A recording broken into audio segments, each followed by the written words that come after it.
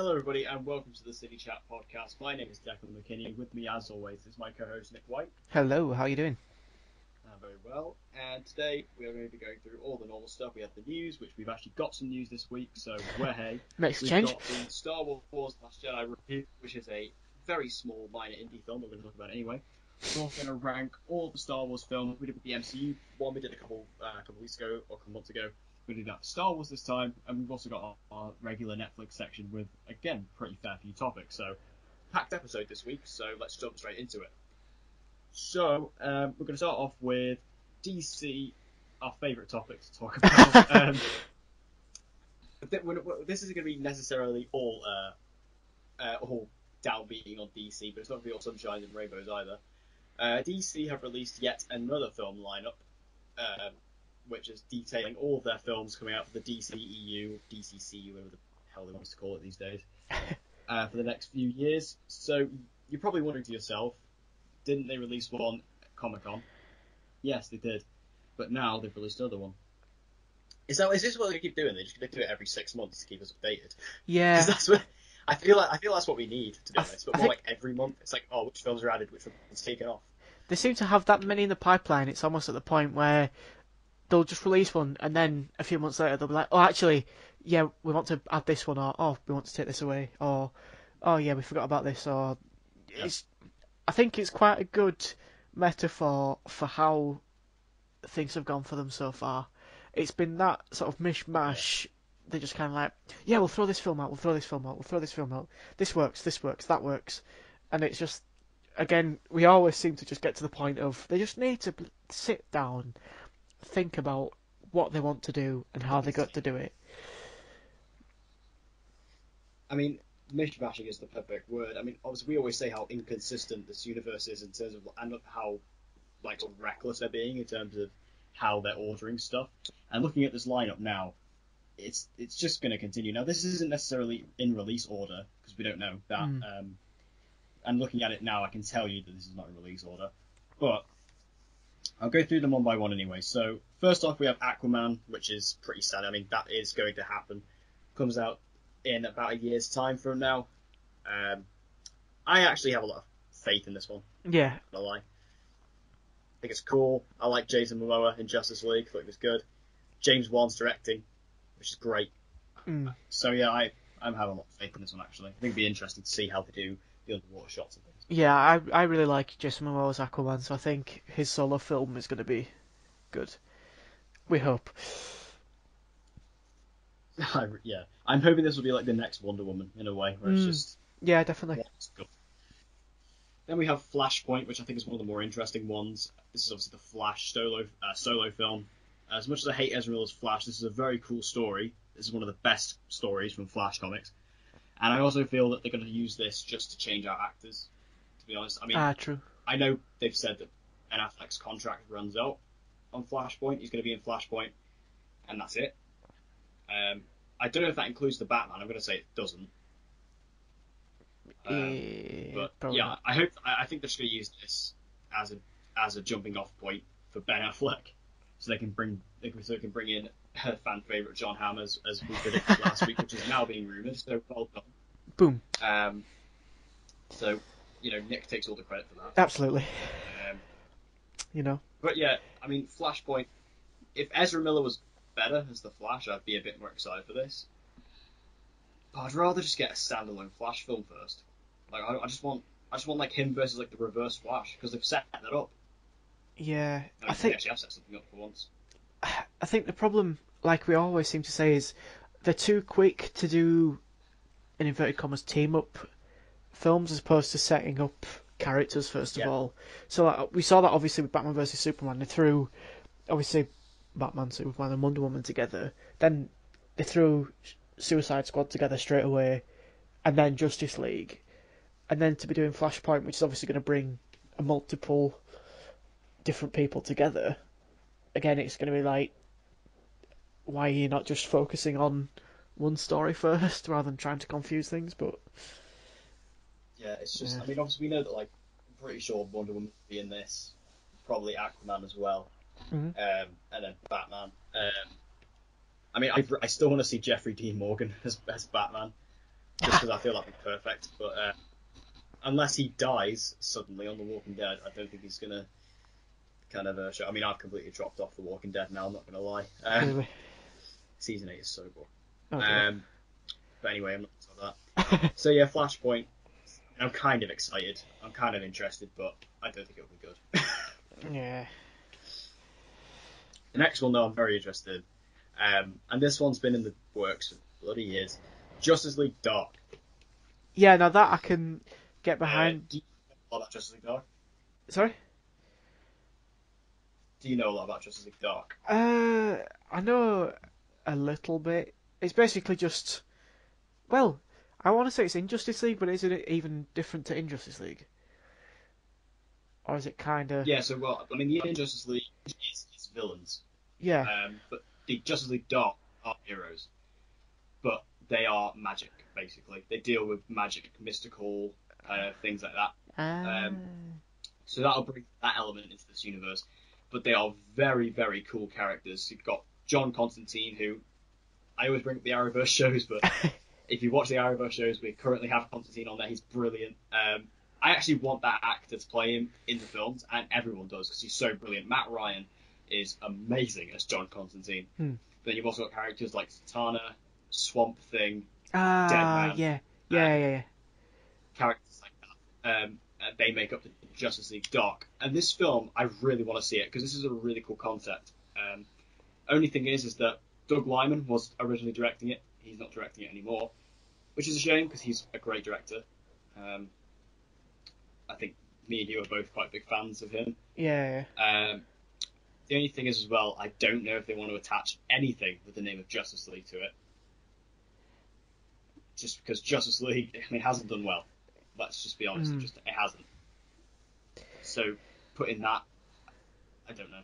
I think DC has a lot of cool groups, as does Marvel, to be fair, but like what you're saying about Justice League Dark, how you feel about that is exactly how I felt towards Suicide Squad. Like, that was my favourite, or one of my favourite DC comics growing up. To then see it, like, when I obviously heard they were doing a film about it, I could not believe it, and I couldn't wait, and then the casting came out, and it was like, whoa, they've got some big names in here. But then, the way they just kind of butchered the film just shattered all illusion for DC going forward. So I think they've obviously got, again, DC is rich in history with their characters. Some of the most iconic characters, full stop. And I mean, I honestly DC. I mean, I've said this before. I mean, I'd say I'm probably slightly more of a DC fan than a Marvel fan, believe it or not, if you listen to this podcast. But I think DC have better comics than Marvel. I've said that. I think, I mean, Marvel are doing a hell of a better, job in terms of films, but in terms of comics and the source material, I prefer DC. Like, my three favorite superheroes, top three, are all DC. Yeah. It's like, I know you're more of a Marvel guy. I am. But I do. I love them both equally. But... Yeah, I mean, I love superhero comic book films. Full stop. That is probably my favourite sort of talking point that I can go all day talking about them. And I totally appreciate where you're coming from. Like, some of the Batman comics are absolutely unreal. Yeah. Stuff like Killer Joke. Yeah. Death in the Family. Oh, Killer Joke Amazing is stuff. unbelievable. Killing Joke is unbelievable. And yeah, like you say, DC comics are fantastic, but I think the credit to Marvel is just how they've translated this onto the screen. The one thing that sort of DC struggled with, but I kind of forgotten the point I was trying to make before. Yeah, so you've got these big groups within DC, and as I was saying before, they're kind of rushing too much to get these groups onto screen without thinking of origins and stories going forward. They're kind of just like, oh, let's put all these characters in a film, it'll be great.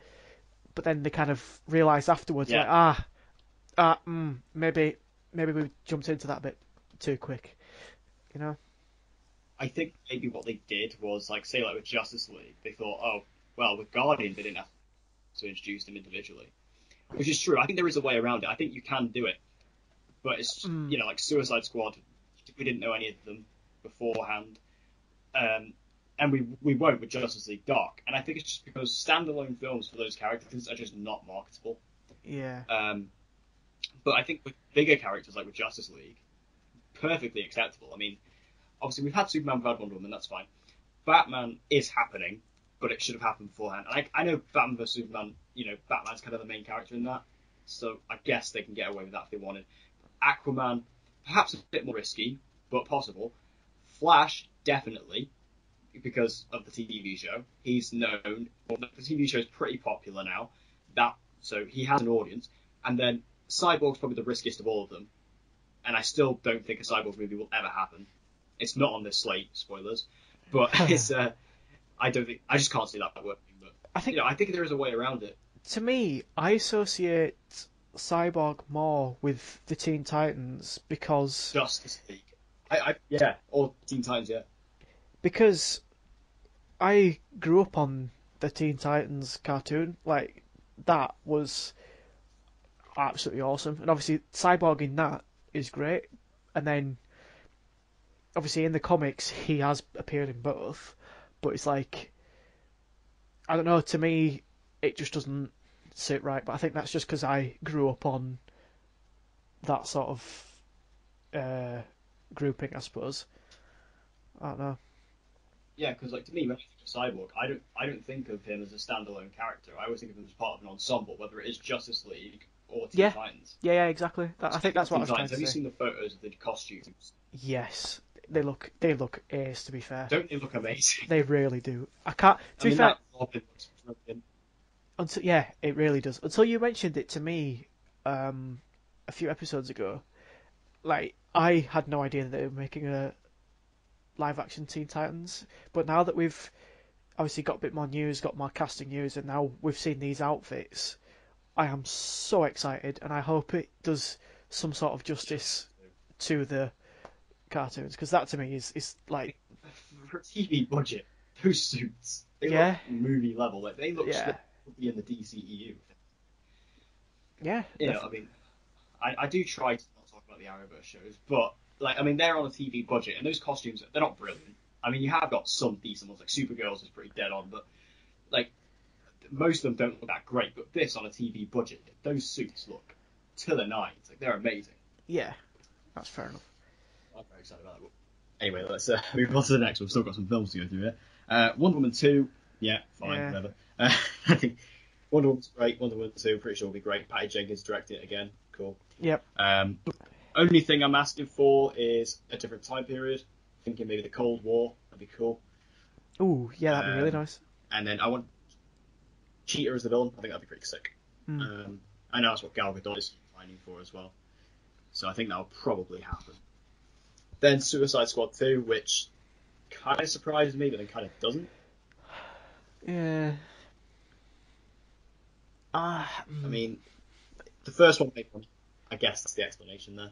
I think it only made money because of how much money they bloody spent on marketing. It was everywhere. Marketing everywhere. Literally, you could not go And to be outside. fair, I think Will Smith did a lot as well. Yeah, true. So the only reason it made money is because they everywhere. spent money on making money. Yeah. I am interested though because Gavin O'Connor is directing it, and he directed The Accountant, which is a film I love. Yeah, me too. So interested how he takes it, but will it be good? I'm going to say no. Probably, yeah, most likely no. I mean, Yeah. it's one of those Batgirl, films. that's the next one. Oh yeah, Oh yeah, go on. yeah. I was gonna say with Suicide Squad, it's one of those films where if they can get it right, if it takes them 2 films, 3 films, if they just keep going, but as soon as they get it right, it will be dynamite. It just will, like, Yeah. be. It's a great concept. Yeah, exactly. It will be unbelievable. I think it's just balancing the formula so that all the different dynamics work. You know.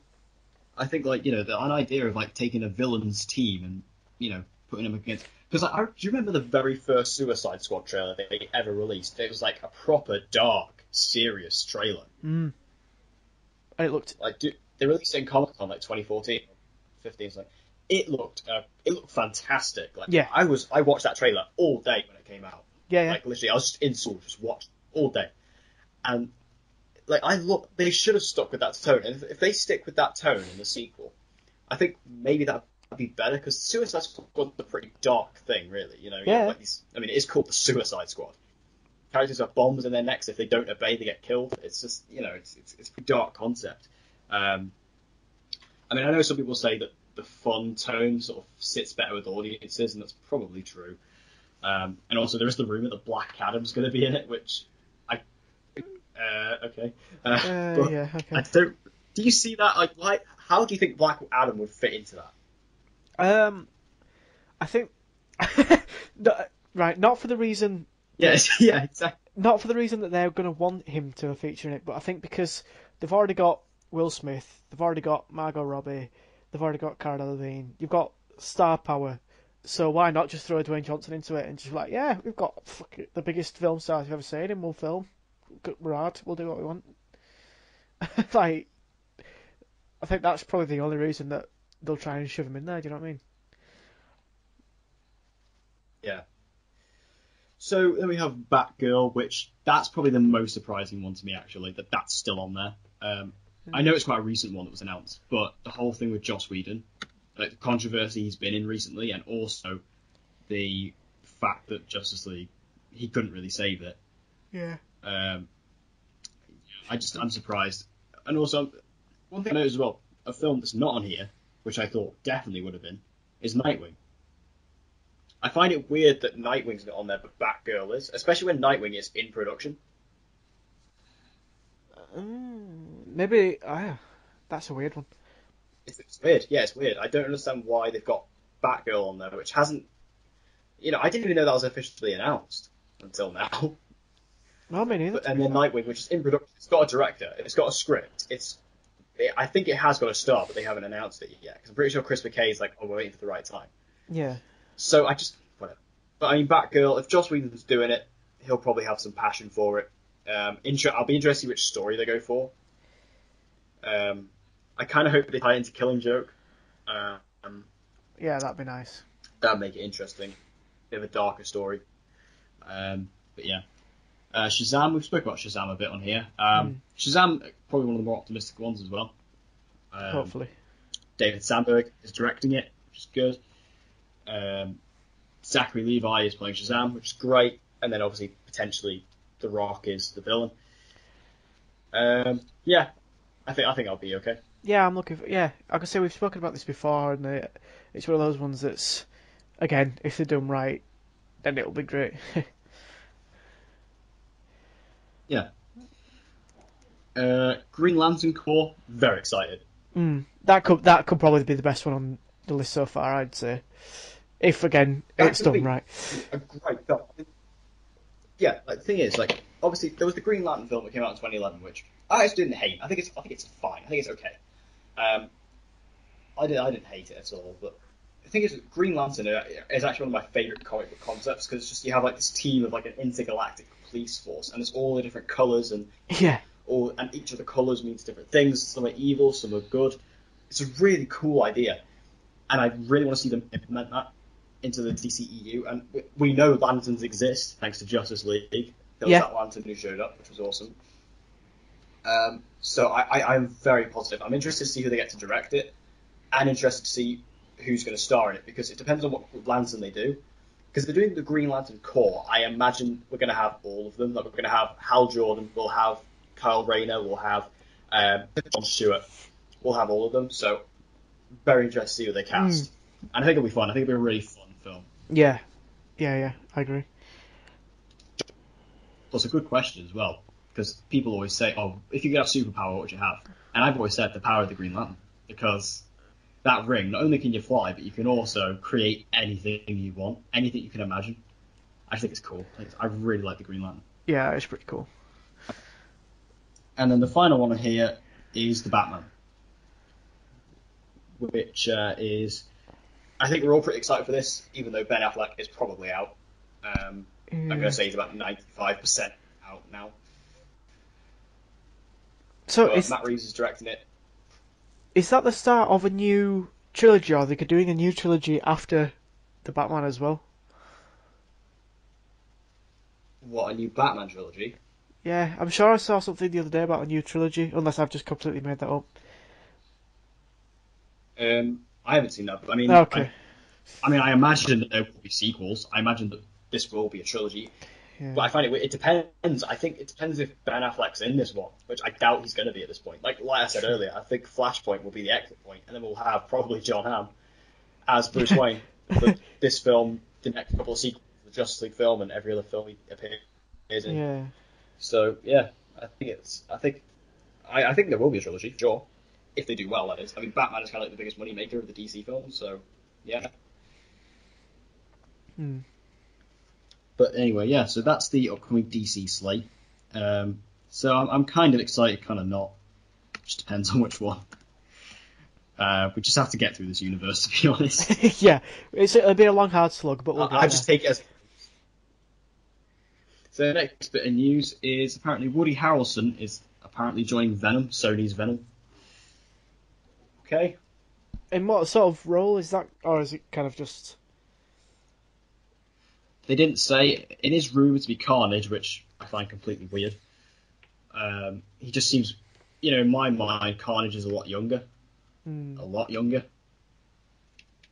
I think Woody Harrelson perhaps has missed the boat there, but Woody Harrelson's an amazing actor, so I'm not going to complain really. Yeah.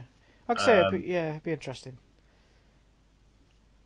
I've got no gripes against that though. I'm still interested to see a trailer for this film. Yeah, true. What Mind do you, you say? it's only just started filming as well, hasn't it? Yeah, it's just started filming. It's like a week or two into filming. Mm. We haven't seen anything from it, and that's what scares me.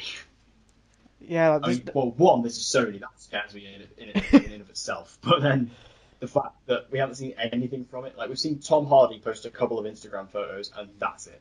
mm. Mind you, saying So that, I have to see I how this don't, goes. yeah, I don't think it's going to be long before Disney buys Sony anyway. So, Yeah, probably. Yeah. Segue. boom. Um, Disney, being the monopoly of business, have bought 20th Century Fox and all of their corresponding respondents. So that is huge news. That's yeah. Huge news. I think This historically is going interesting forward, it's going to be because, massive. yeah, yeah, of course it is. I mean, the thing is, for us, obviously, we do a lot of comic book stuff on this podcast, and this means that now Disney and Marvel now own the rights to the X-Men and the Fantastic Four and Deadpool. That's amazing.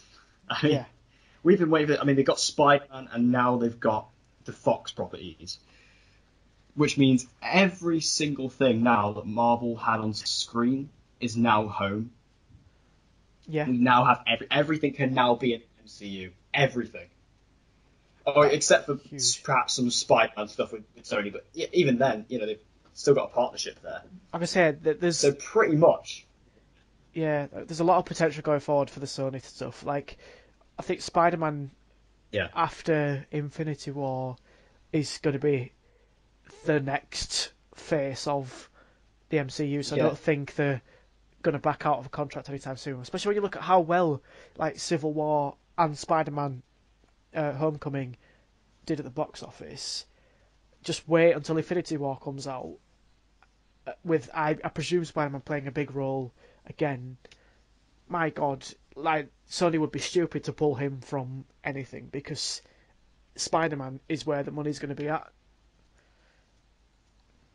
yeah. I mean, one thing I've seen that really made me laugh on Twitter is what the titles of these X-Men and Fantastic Four films should be. It should be X-Men Homecoming and Fantastic Four Homecoming. I think that's brilliant. To be fair, If Marvel, to be honest, it wouldn't surprise me if Kevin Feige allowed that to happen. I think you could get away with it more with the X-Men. Because if you did it sort of where they were still at the school or whatever, then it's kind of could be like set during their homecoming, which would be quite funny. Yeah, But yeah, yeah, that's you hilarious. could get away with it. Mm. But I was thinking earlier this morning. I was thinking, how long will it take them to implement these characters into the universe? And I was thinking, I can't see them doing it in Phase 3. But then I thought, well, Spider-Man they got in 2014, and we've seen him in 2016. Two That's years, true. and they got him in there. So it depends. But then again, it's like Phase 3 is so crowded. I don't really know how they're going to fit these guys in. And plus, the thing is, like with the X-Men, one of my biggest things I've always said is that's a huge amount of characters to just bring in. Fantastic Four, not so bad, but with the X-Men, that's about 10 or more characters you should be getting in there. I think what you were saying then about obviously Spider-Man being fast-tracked, if it were, I think because they had plans all along that he was going to be Yeah. in there. And again, when you look at Marvel's structure for the Phase 3, and obviously they've got a little bit of Phase 4 as well announced so far, it makes you wonder whether they're going to keep this methodical approach and be like, right, let's not panic. We've got all of our properties back now. Let's sit down, Kevin Feige, and he'll just put them in check, really. He'll just be like, right, we could do this in the next couple of years, or I think we wait 5 years, have X-Men, Fantastic Four, Deadpool 3 in the same year as part of the MCU, leads them to their own sort of introduction kind of thing. Yeah. But another question I have, obviously Deadpool 2 has wrapped filming now, so Yeah. that's not going to be part of the MCU, surely. But then also, have the previous... Well, they're filming an X-Men film at the moment, aren't they? Is it Dark Phoenix or something? Is that going to be part of the MCU, or is that going to remain part of what is developed as the X-Men universe, or are all the X-Men films now going to be part of the MCU and they're just going to go forward with the same actors and then interact them with what we've seen already, or like how is it going to work going forward? That's I think the biggest question with this now. I can't see them going forward with the same actors, even though I love James McAvoy and Michael Fassbender in these roles. I can honestly see them cancelling Dark Phoenix straight up because one, it's the fourth movie in like this current trilogy they're doing, so it'd be a bit weird. And two, does anybody actually care about it? Like no one. Like if you look online, no one's excited for this film. Nah. Nobody cares about Dark Phoenix because Apocalypse burnt everybody. Because we had First Class, which was great, Days of Future Past, and then Apocalypse was just meh, and everyone was kind of like, oh. So I don't know. I don't know what they're going to do with it. Like, Really as harsh as it is, I can't remember the last time that I was truly excited about an X-Men film. Which is kind of disappointing because obviously the X-Men should be like the coolest people you've ever seen, but like when it comes to the films that have come out recently, I haven't really cared towards them really. Yeah, one thing that's interesting as well is Deadpool. Obviously, Deadpool 2. I'm pretty sure that's going to stay the same. It'll be fine. Yeah. And Deadpool you can bring into the MCU straight up because it's Deadpool. You don't really have to. He'll just make a joke out of it and you'll be fine. Okay, so how much do you want to bet that's now? That's just how you do that. Simple as. Can you imagine? Right. I know I kind of joked before about. I think I said it in the last episode actually. Infinity War post-credit scene. As the cinema fades to black, as the credits roll up, it zooms out and it's as if Deadpool's been watching the film with you. Right. Imagine if they do that now, but he's got those plastic Mickey Mouse ears that you get from Disneyland. Yeah, and I could see them doing something like that, yeah. And he'll just be like, wow, I wonder if I'll be in the next one. It's just something like that. That'd be great. Just like winks at the camera. That'd be great. I mean, the thing is, as well, I think Deadpool, obviously, that's one thing Fox has got so right, is Deadpool. Or at least with Ryan Reynolds' new interpretation and the Deadpool movie that came out in 2015. And one thing that, I don't know if it was Kevin Feige who said it, but someone from Marvel said that Deadpool will remain R-rated. Which, thank God. Yeah, I was going to say, you can't have... Thank you. You cannot have, like, a 12 or 15 Deadpool. It just doesn't work. You can't take that risk, not anymore, because now that they've done that and they've shown, this works, Deadpool wasn't Deadpool like the highest grossing R-rated film of all time. Yes. It's like you can't exactly go back on that, especially when like Deadpool 2 is coming out. That's also R-rated. R-rated is what makes Deadpool Deadpool. Yeah. So if you remove that element, the only thing that worries me about that though is that obviously Deadpool, if he's going to be, I imagine he's going to be mostly standalone. But if he's going to be, say, if he shows up in an Avengers film or an X-Men film, will he be toned down because those films will most likely be 12s? True. But you know what I can see as Um, well, actually? I can see Deadpool taking the mantle of Stan Lee in the MCU. So, oh, that'd be great. Yeah, he's not so much going to have a lot of involvement, like saying, some of the team ups, but he could still be in every single film having some just sort of shows up. cameo. That would Oh, that's actually a great idea. that would work, and it would actually fit so perfectly with Deadpool as well. How cool Yeah, would that that's be? that's a great idea. That is a brilliant idea. I love Thank you. that. I should work in Um, Hollywood. yeah, I know. So it's just someone hire this man if you're looking for somebody. That was a Next brilliant thing idea. is recast Ryan Reynolds as get John Hamm to be Deadpool. Yeah. We'll see this next week. Before next podcast, we'll see news report of John Hamm now ready to play Deadpool, followed Can you by imagine? Fab.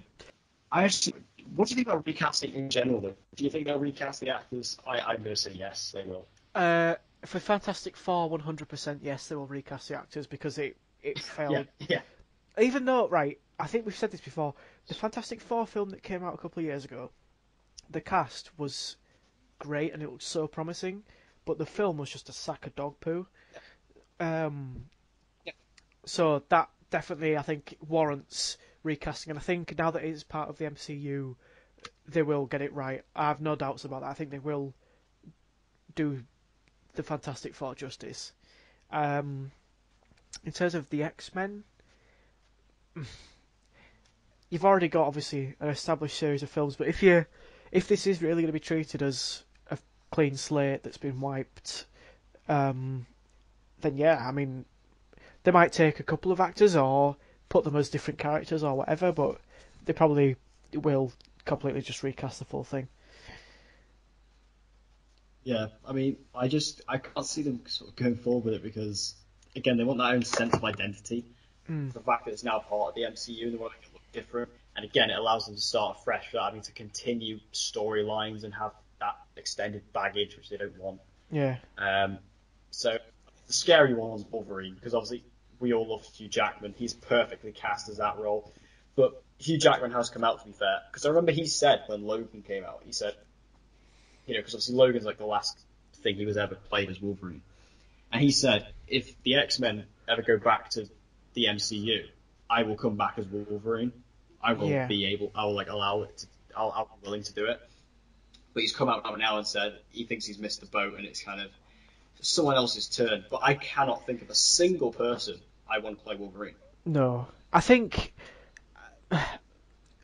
my issue now, well, it's not really an issue, but I think now that the X-Men are part of the MCU, I think to have Wolverine, they've got to go down the masked Wolverine route, um, Oh yeah, as opposed to the one that we have seen so far, uh, because I think that would fit more with what they have done on screen so far. You know? yeah. I mean, it's just it's going to be so difficult in the interim. But then again, I think if you think back, because Hugh Jackman before he was Wolverine, he didn't do anything. It wasn't. It was just like a small time musical actor in Australia. So if you went down to Australia and you saw little skinny Hugh Jackman doing all this singing and dancing performances, you wouldn't look at it and think that's Wolverine. No. So I guess we just have to give whoever gets cast the benefit of the doubt. Or you could just bring Hugh Jackman back. We'd all be happy. Yeah. Um, I mean, this might be a slight so yeah. segue. Don't get me wrong, but just look at what the new Star Wars films have done. Like, they've taken Oh. some of these some of these in inverted commas unknown actors, and they've turned them into superstars. You know, so all it takes is just the right break, and bang, the right people are there. Yeah. You know. So that was a very smooth segue. Thank you, thank you. Slightly backhanded. Um, so we have our review for the latest film of the Star Wars saga, Star Wars Episode 8, The Last Jedi. That's divisive. Yeah. It shocks me. It really does. We were talking about this before we started recording. How divided fans are on this really surprises me. And it surprises me because before the film officially came out, all the critics and reviews were out, and they were saying, "Oh, it's amazing, it's great, it's one of the best Star Wars films, it's fantastic." Um, but now it's come out, it's a bit people are not so struck on it. And also, before we dive into that, one thing I forgot to mention about the Disney Fox thing. Disney now owns Kingsman. You know this? Shit. Oh God, yeah. I didn't even think Now about own that. Kingsman, which Oh. I mean, see, the thing is, Matthew Vaughn has said that Kingsman 3 is in the works. He said that, and he said that he's doing it. Pretty sure he said he's doing it, and he's definitely said it's in the works. But if it's now, I don't know what they're going to do with it now. Kingsman's like completely up in the air. Surely, Disney can't just rubber stamp the Disney seal on every property that they've now purchased. They can't make every film fit the family-friendly. I don't know. Oh, that's thrown my mind into overdrive now. Yeah, I mean, considering Kingsman is one of my favorite franchises, Yeah, I'm kind of interested, very interested to see what they do with that. To be honest, I think it'll be fine. I sure, think they'll yeah. stay the same. I mean, because when you look at Kingsman as a franchise, it's very stylistic to the director, Matthew Vaughn. It's not a studio film, really. I guess you could say the Golden Circle was a bit more, but, you know. Anyway, move on. Back onto Star Wars. Review for Last Jedi is divisive. Um, yeah, I'm shocked. Yeah, I don't think it's divisive as for the community as a whole, but I think in terms of us two and our review for it, I think we're of the same sort of mindset on how much we both loved it. Um, Yeah, and it was there are so many talking points to take away from it as well. Um, yeah, but yeah, it was. I could kind of see why people are hating on it, and I can see why people are loving it. Um, I don't know. For me, I'm on the side of loving it. I think it was a very, very Star Wars film. Um, sort of, for lack of a better way of describing it. From the moment yeah, it started, like that whole introduction with Poe and the Starfighter, uh, X-wing, sorry, and then taking down that dreadnought.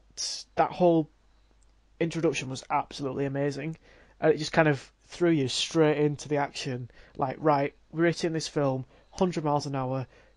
Put your seatbelts on. 2.5 hours of nothing but Star Wars. And that was just such an exciting start, and then it sort of led into um, the end of The Force Awakens, where Rey's staring at Luke with a lightsaber, and he finally takes it from her hands shaking, and you think, wow, this is it, and then he just tosses it to one side, and you think, okay, right, fine. After all that build up, after 2 years of waiting, yeah, it's for nothing, you know. yeah. And I think in this film we saw, I'm definitely on the side of loving it. yeah, I mean, it, it answered questions and it asked more, and I don't know, it was just a great film. I think Mark Hamill as Luke, returning again, probably played his best portrayal of Luke, because this version of him is obviously one that's seen a lot, and he's a damaged man now. He's not the same as he was. He's a broken spirit basically, and I think obviously he played a very different version of Luke that we're used to seeing, but I think it was the best to fit in with this new trilogy, and I thought it worked really well. Um, that's probably the Yeah, controversial. I think Mark Hamill definitely gave his best performance, probably his career, Yeah, in this film. I'd go as far as saying that. And yeah, his performance was very different, very unexpected. Which I heard going in. I heard that many people say, "Oh, he takes a very different sort of tone mm, and difference with his performance." And I wonder how that's going to go. Because obviously, in the Force Awakens, when you see him at the very end, he's kind of very mysterious. He doesn't say a word, and he's just stood there, and you think, "Oh." But then the first reaction you get from him in the film is him throwing the lightsaber off behind him off a cliff. yeah, Um, to leave the Porgs to nearly kill themselves with it. Um, but I was very shocked by that, but I kind of enjoyed it, yeah, which I didn't think I would. I didn't think I would, but because I remember when I first saw him do that, I feel that that may have sometimes ruined that moment. But then again, it was very funny and unexpected and took me completely by surprise. yeah. Me too. Um, so I have done that to him as well. We should say spoilers ahead for the Last Oh, Jedi. absolutely. Yeah, if you haven't seen it yet, definitely Yeah, click off at this point or skip ahead 10, 15 minutes. I have kind of spoiled the fact that the Porgs, which are obviously the most important factor of the film, almost die by a lightsaber. Um, so if you care about Porg spoilers, I do apologise. Yeah. Um, anyway, D- so I think one thing to talk about is you were talking about unanswered questions and mm, answered questions. mm. There are kind of two big talking points that came out of The Force Awakens, which are resolved in this film, but completely differently Not to what the I way thought. you think. Yeah, at all. Like, first big one is we all thought, who is Snoke, right? And the thing is with that is, I don't know who to blame here. I don't know who to blame, us, the fans, or the writers, because for one, did they set it up that much in The Force Awakens? Or was it just us fans building it up in our heads? Right, it was definitely fans building it up. They didn't lead Yeah, to anything. They just mentioned Snoke in passing. They showed him a couple of times. That was that. I think it was the fans that went off on the back one saying, "Who is this guy? Why is he so big? Why is he a hologram? Where is he? Why did he pick Kylo Ren? How does he yeah, know who Rey is? Who is this? Why is he this? Is he strong? Is he not?" And it's like because of the hype surrounding him, that led to so many theories in the background, which then leading into the Last Jedi has had people like, "Oh, I wonder who he is. I wonder if we're going to find out. We get to see more of him. We know that much. We've seen a better look at him now. We know how big he is. We know he's in his own ship. We know this. We know that." And then this is where the spoiler heavy bit really kicks you in the teeth. So again, we've warned you. For them to then just kill him off and throw him to the side like it was nothing, I can't help but think it was done on purpose as like a middle finger to the fans, on purpose to be like, yeah. right, don't overthink things, just take it on face value. He's Snoke, leave it at that. And now you'll never know, because he's dead. I just find it so weird though, because like in The Force Awakens, it seems like there's so much to this guy, because it's like, he's this big ominous presence. He's kind of like the Emperor for this trilogy. He's Right. there. He's this big presence. He's got a massive scarred face. You're kind of Mm, like, well, how did that happen? He's got the Force. You're like, well, how long has he been doing this? Where has he been all this? Because this guy is old. He's clearly mm, old. So where has he been? It's just right. I feel that there is more to this character, but then again, I think they might have retconned it because they just said, "Oh well, you guys are really overthinking this." Right. Look at it this way, right? So, in the original trilogy, the Emperor was the Emperor, right? I don't recall anyone. Well, obviously, I wasn't around at the time, so I wouldn't know, but surely there won't have been that much speculation about who this guy was, where he came from. Everyone just saw him as the Emperor and took it on face value. Then, for the prequel trilogy to come along, to then provide a backstory, that's why we've gone into this with The Force Awakens. Like, oh, who is this guy? When are we going to find out? I think killing him off was done with the intention of proving the point that we could just take him as being Snoke and understand, yeah, he's strong, but he's a new character that we've made, just deal with it kind of thing. I don't know. Yeah, I think that I genuinely think it is just the fans. I think we well overthought Yeah. this. He's just some old mentor of the Force, clearly. Uh, and the fact, I mean, he got taken out like that, so it's just kind of, you know, He can't be I that thought good. the way Kylo Ren did it, I thought was very. Yeah, he can't be that good. He clearly can't be that powerful. He would have sensed that. It So was yeah, cool though. but I think the way that he was killed, yeah, the way he was killed was it was a really cool death. Mm. The way that he just controlled the lightsaber from across the room and cut him in half, Darth Maul style. Now this is one thing you need to think about. Darth Maul's cut in half in the prequels. He came back twice, so it's Yeah. not over for Snoke Probably not. technically. Although I mean, I hope they don't bring him back because there's no need. Um, Um, I they've do set up have. Kylo Ren the main villain for 9, so it's yeah, just Yeah. leave it. I do have a bit of a theory which I thought was ridiculous when I first thought about it. When you think about the Force Awakens, but when you take it on this film, I think Snoke could potentially have something to do with Darth Vader or Anakin's old body. Um, I know obviously it was burnt on the fire at the end of Return of the Jedi, but in The Last Jedi there's that bit where um, Snoke is talking. I think it's when he's just talking to Kylo Ren, but I can't remember if it's when Rey's there as well. And he's looking right at them, and he says something like, "I've seen this before in the Emperor and in Darth Vader." And then when he says Darth Vader, he then breathes like, and I don't know whether or not that was done on purpose, like him trying to think he's being ironically funny, but just the way that he said Darth Vader and then looked fiercely intense and then breathed like that, I was like, hang on, wait a second. And if you watch it again, keep an eye out or look out for that scene, and you'll know exactly what I mean. Because I've seen it twice I will. since it's come That's out. interesting.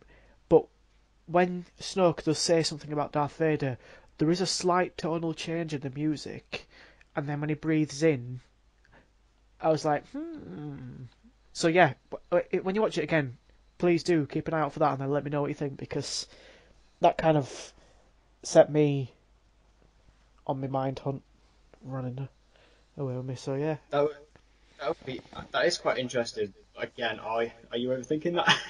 Oh yeah, I mean, massively. this is the thing. I mean, you know, like I said, I hope Snoke's dead now. But I mean, that's an interesting theory. I mean, imagine they just retcon it again. Like, oh yeah, it turns out that was Darth Vader.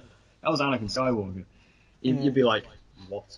Um, Uh, but that scene after he gets killed, isn't that an amazing action scene where you have Rey and Kylo back to back, just yeah, fighting the Praetorian Guards? Such a great scene. Like, and I think that arguably one of the best scenes in the film. yeah, and those guards are so cool. Oh yeah, Like the red armor, just blood red, completely head yeah, to toe. there is. I just love the way that there's one thing I actually love when heroes and villains team up. I just think it's a really cool thing. I really like it. Mm, So to see like the hero of this trilogy and the villain of this trilogy back to back fighting together was really cool. but like that bit when they kind of swapped lightsabers, so Rey had the red one, and Oh obviously yeah, I thought that was absolutely unreal. Like that sent shivers. I was like, oh yeah, this is so cool. you know what? I was actually spoiled on that. That was the only thing I was spoiled on was the scene where Rey grabs Kylo's lightsaber because I was on Twitter and I was putting out a tweet about the Last Jedi. Like it was the day I was watching it, the day it came out, Mm, and I was saying, "Oh yeah, watching it in this many hours," because I was doing a countdown because I was just so excited. yeah, And I went on the GIFs to look at some GIFs, and I saw a GIF of that. no How it got on there, I way. don't know. Yeah, but I saw a GIF of Rey. She Oh, grabs the lightsaber, ignites it, and that was it. And I was like, "Oh no, that's that heartbreaking. seems." Yeah, I mean, luckily, obviously, it's not like a huge reveal, but it's just a really cool moment that would have been even Yeah. better to see first time. Oh man. But hey ho, that was the only thing I was spoiled on. Only thing. Um, and then yeah, like you said, the way that when Kylo is in that grasp with the Praetorian Guard who's got him around the neck, and Rey just throws the lightsaber to him and he just sticks it in the back of the head. He just literally Great switch shot. on That and was back off again. Just great moment. Yeah, just a Yeah. Great scene. And I love that moment and that scene. It's just so cool. Because bearing in mind, we don't actually get a lightsaber on lightsaber fight in this film, No, we don't. which I think is interesting. It's the only Star Wars you actually get a full on lightsaber fight. This is kind of like the closest thing you get. You think you're going to get one at the end, but you don't. But we'll get to that. Um, it's just a really cool scene, and the action was so well done. Mm. I just love every single moment in that. Yeah, it was cool. And obviously, another big talking point is we saw the return of Yoda as well, which I wasn't Oh. expecting in any way, shape, or form. Um, when I just saw his It's little, possible he's back. yeah, and they chose to go for the original one rather than the CGI one, which again was great. Same with Yeah, the voice acting. it works so well. Yeah, it was great. Obviously, coming back to provide his wisdom, I still think we've not seen the last of Luke Skywalker. I think Luke's going to come back as a ghost in the next one. Oh yeah, for sure. Yeah. So that was obviously And a he was great just kind scene. of rest here about it. He'll be back. We'll Yeah. see Mark Hamill again. If Yeah. well, same like with Yoda. I did not expect Yoda to be in this film whatsoever. No, I was me just neither. like, no, like when I just heard his voice at camera pan and you see him, I was like, no way is Yoda in this. Yeah, yeah, that was And he same for was, me. and he's the funny, like really old drunk Yoda from Empire Strikes Back, so Yeah, really injured. Like, I mean, I'm terrible at the Yoda voice, but it's just where he says about the old Jedi tech, he's like page turners they were not. yeah, yeah, yeah. It's so many great lines. It's just so typical, like drunk Yoda that I love. Mm. And the fact it was the puppet, it worked. I didn't think it because you think in this day and age that a puppet would not work. It worked back in the 80s when they did it because it was all practical effects and CGI wasn't where it needed to be. But now when you've got all this CGI, it's kind of like. But even if you look at the prequels now, like the CGI Yoda just does not look that great in comparison. No, no, no. Which is probably why they decided to go back on that. I mean, it was obviously a newer version of the puppet. It wasn't just the Yeah, same yeah. one from the 80s. Otherwise, that would have been I love to really see interesting. that. I love to see where that is. I wonder if it's like just completely like tattered and destroyed, I and like could the say eyes have this. fallen out. Oh God, can you imagine? Um, I want to see that version of episode 9, like just the same one. They've got it, the I same don't know one. why. I've just got a It's like vision in his my head. skin's practically black. I've just got a vision in my head of like the It's like Cookie horror. Monster, like with his mouth Yeah, just opening and closing, it's full on horror Yoda. and his eyeballs just flicking That'd all be around. interesting. Yeah. Um, Oh, yeah, that I've lost my that's train of thought now. yeah. But I think the whole interaction with Yoda and Luke was great. Seeing them two together again. Um, and I think we should talk about Leia as well. Obviously, Carrie Fisher died and passed away. Was it 2016? Like the end of 2016? It was just after Rogue One Or came out, wasn't it? earlier I this think. year. Yeah, it was like just after Rogue One. Yeah. But of course, filming on this had already finished. And it was rumored that Leia was going to be a huge part of this film and also a huge part of Episode 9. But when you watch this film, I don't like. Obviously, was there any reshoots on this? I don't seem to remember hearing anything about reshoots. No, I don't think so. Because Leia is not in it that much. She's in it a bit, but she's not in it like she's in a coma for a lot of it. So it's just kind of it's interesting. Well, But I will say Carrie Fisher gives her best performance as well. yeah, It's easily. amazing. But like, they could have quite easily ended it in the bit where she was shot out out the bridge of the Yeah, Resistance yeah. cruiser, and then that would have been her send off. Then that would have been fine. And then when she bloody Supermans it back into the ship, I'm like, That was weird. That was weird. that was the only bit that I couldn't sort of get my head around by the end of the film. Was like, why did they do that? Like, Yeah, I mean, the thing is, obviously, we know that Leia has the Force. We know that. But it's like, we've never seen her use it before. And this is kind of like the first time she was using it.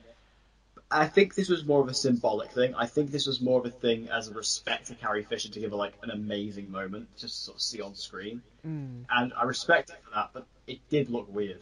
It looks really odd and kind of out of place. and that bit when she was actually blasted out of the bridge, and she was sort of in space with her eyes closed, and then when her eyes opened, that was CGI. I'm sure it was. Like, because her face didn't look like it did when you've seen it on the screen for the rest of the time. That's another thing to look out for when you watch it again. I'm sure that bit was done as CGI After Effects, presumably once she'd croaked it, you know? Yeah, I yeah. I don't mean, know. that's interesting to see because obviously they did say. Well, I don't know if they said anything about CGI for this one because I know they said that they're not going to CGI her at all in episode 9. Yeah. Um, I don't know if they said anything about it in this film, No, so but honestly, have a look. I don't know if it's just the sort of screen effect or the screen filter or whatever, but it really does look like that bit's done as CGI. I don't know. yeah, I mean, keep an eye out. Um, I mean, I'll watch it again at some point this week. Yeah. Get around to it. I also think another good point is how beautiful this film is. I mean, Phew. easily the best looking Star Wars film. Ryan Yeah. Johnson is a magician with film. Yeah. The way he was able to devise some of these shots, and some of them look absolutely stunning. One of the shots where you have like the walkers coming across Crate, that was amazing. There's a lot of like more up close shots. Like I really like the shot that's like the first shot of the trailer, the second trailer, where Kylo Ren reaches down for his lightsaber. I don't know what it is about that shot, but I really like it. Hmm. There's just so many beautiful moments. Even though we see the Leia sort of coming back into the ship moment is a bit weird. It is a pretty nice looking shot.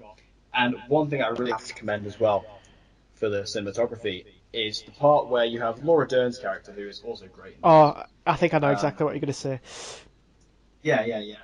So you have her character Hordo, who's kind of the replacement for Leia when she goes into the coma, and she's kind of, her and Poe Dameron have a lot of back and forth in this. She doesn't really like him, he doesn't really like her, and they're kind of at odds. But then her character makes the ultimate sacrifice by taking the ship and just full on kamikazing it into the First Order ship. Or was it Stokes or was it just the First Order? It I think it was was just the First Order one, wasn't it? no, it was Snoke's Arabica, I Was it? think. Mm. Yeah, but she just full on kamikazes it. And the best part about that is, not only is it just an amazing hero moment, but the way the shot pans out, Oh, you see this huge scale. And my favourite part about it, silence. silence. Yep. Hmm. Audio cuts. Love that. Because one thing that I always kind of established in space films is that there's no sound in space. Yeah. So that was great. Like I love that shot, just seeing that, and then the way it just silence was Yeah. amazing. Yeah, Silence it really is was. golden, and that moment proved it. Fantastic. One thing I had Genuine though, goosebumps. Admiral Ackbar dies in this film, right? He should have. I think that should have been him. He should have done that Oh, yeah. because he is a hero among the rebellion. He's been around for years. Obviously, he's just a hero, really. To give him that moment to go out on a hero sacrifice like that, I think would have paid off a bit better because the way he's killed off in this is very quick and they don't focus on it. So Yeah, I they wish just that was him. But mentioned other him. than that, Laura Dern's character was still absolutely fantastic in this, Mm. and she still got that great moment there. Easily a standout moment there. But I agree with you. I think that was obviously a fantastic bit of scenery and obviously ultimate sacrifice, that kind of thing. But my question or my counter argument to that is, couldn't she have just put the ship on autopilot, time delay, then got Yeah, off the ship and gone? You know, it's like kind of a bit yeah. unnecessary. Then we wouldn't have the dramatic moments. Well, no, you still would Uh, have had it. She just would have I died. yeah, she could have Bruce Wayne it for the Dark Knight Rises and just, I mean, obviously we don't know if he's actually dead or not. That's a completely different discussion for another day. Hmm. But, she could have just Bruce Wayne it. But, yeah, I guess that is a good point. Yeah. But still, yeah. I Anyway, guess it was moving just on. more of the idea of the sacrifice. Like, Yeah, I mean it was a um, very well done scene, so you can't take that away from it at all. yeah. Oscar Isaac, Poe Dameron, really Love good. him, love him. I, yeah, I love Oscar Isaac. He's such a good actor, so funny, such a good presence. And I'm so glad that he got so much more to do in this film. Because in The Mm. Force Awakens, he's not in it much. In this, he's in it a lot more, and I was so happy about that. Because I love him, he's great. Still not in it enough though, I'd No, say. he's actually, yeah, he's not in it that much, as you probably think, but he's in it a lot more than he was episode 7, and I was happy Yeah, about that. yeah, Plus, he has a definitely. really good character arc as well. Really good Mm. character arc, which is kind of mixed in with General Hordo. really good arc. I liked it a lot. He kind of starts out as this hothead, as he was in Episode 7, and he kind of comes around in the end Mm. with the whole thing where Luke steps out and Finn's being the jumpy one, and he holds Finn back. Yeah. That's where you see that character arc complete there. Really nice, tied up nicely. Um, Also, well, Finn as well, I suppose. Yeah, I guess we'll sort of talk about the moment that people don't really like in this, which involves Finn. Overall, what do you think of Finn in this film? Yeah, same as Force Awakens. I thought it was a good character. I think the bit that you're referring to is, I'm guessing it's the bit where him and Rose go to Canto Bight. Yeah. So I mean, I love John Boyega. I think he's so Yeah, charismatic. Like, yeah. and he's really funny in that role.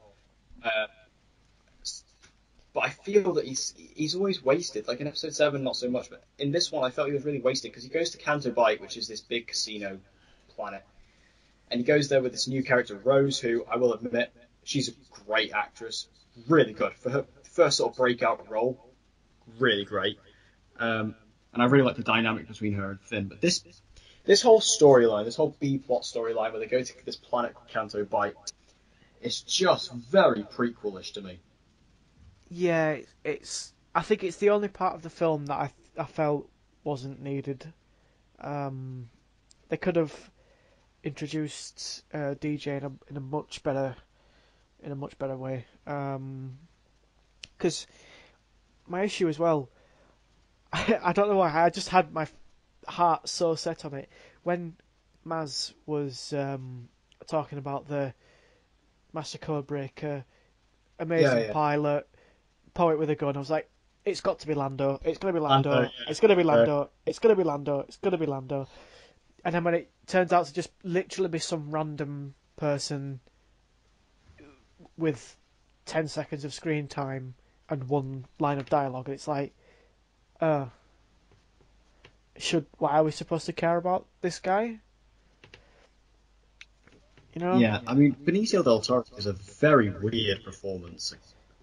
Very strange. I mean, it's clearly intentionally strange, but it's just a bit odd. But the thing is, as well, with that whole storyline, is it does relate to the overall plot. It does have a function, but it's just so uninteresting in comparison to what's going on with like Luke and Rey. And the thing is, I saw this. I think it was either on the Weekly Planet from today or a video I watched this morning on it. But somebody said, why didn't you just make Rose the hacker? Yeah, Because you could that easily would do have that worked. because it doesn't change anything. Because when you're on Canto Bike, the only thing you get out of that is that DJ character. That's it.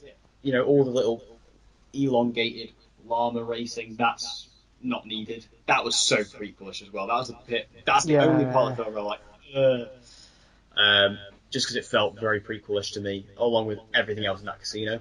But if you take that out and just make Rose the hacker, you can say, well, Finn can still get us on there because he's, mop cleaner. He can get us in. He cleaned toilets. He knows what he's doing. He can get us on. He can get us onto the ship. Just make Rose the hacker, and it makes no difference. yeah, yeah. I agree. So I don't understand why.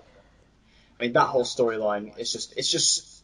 I feel that when I watch it again, I'm going to really clock out on those parts. Yeah, but like, Which is a shame.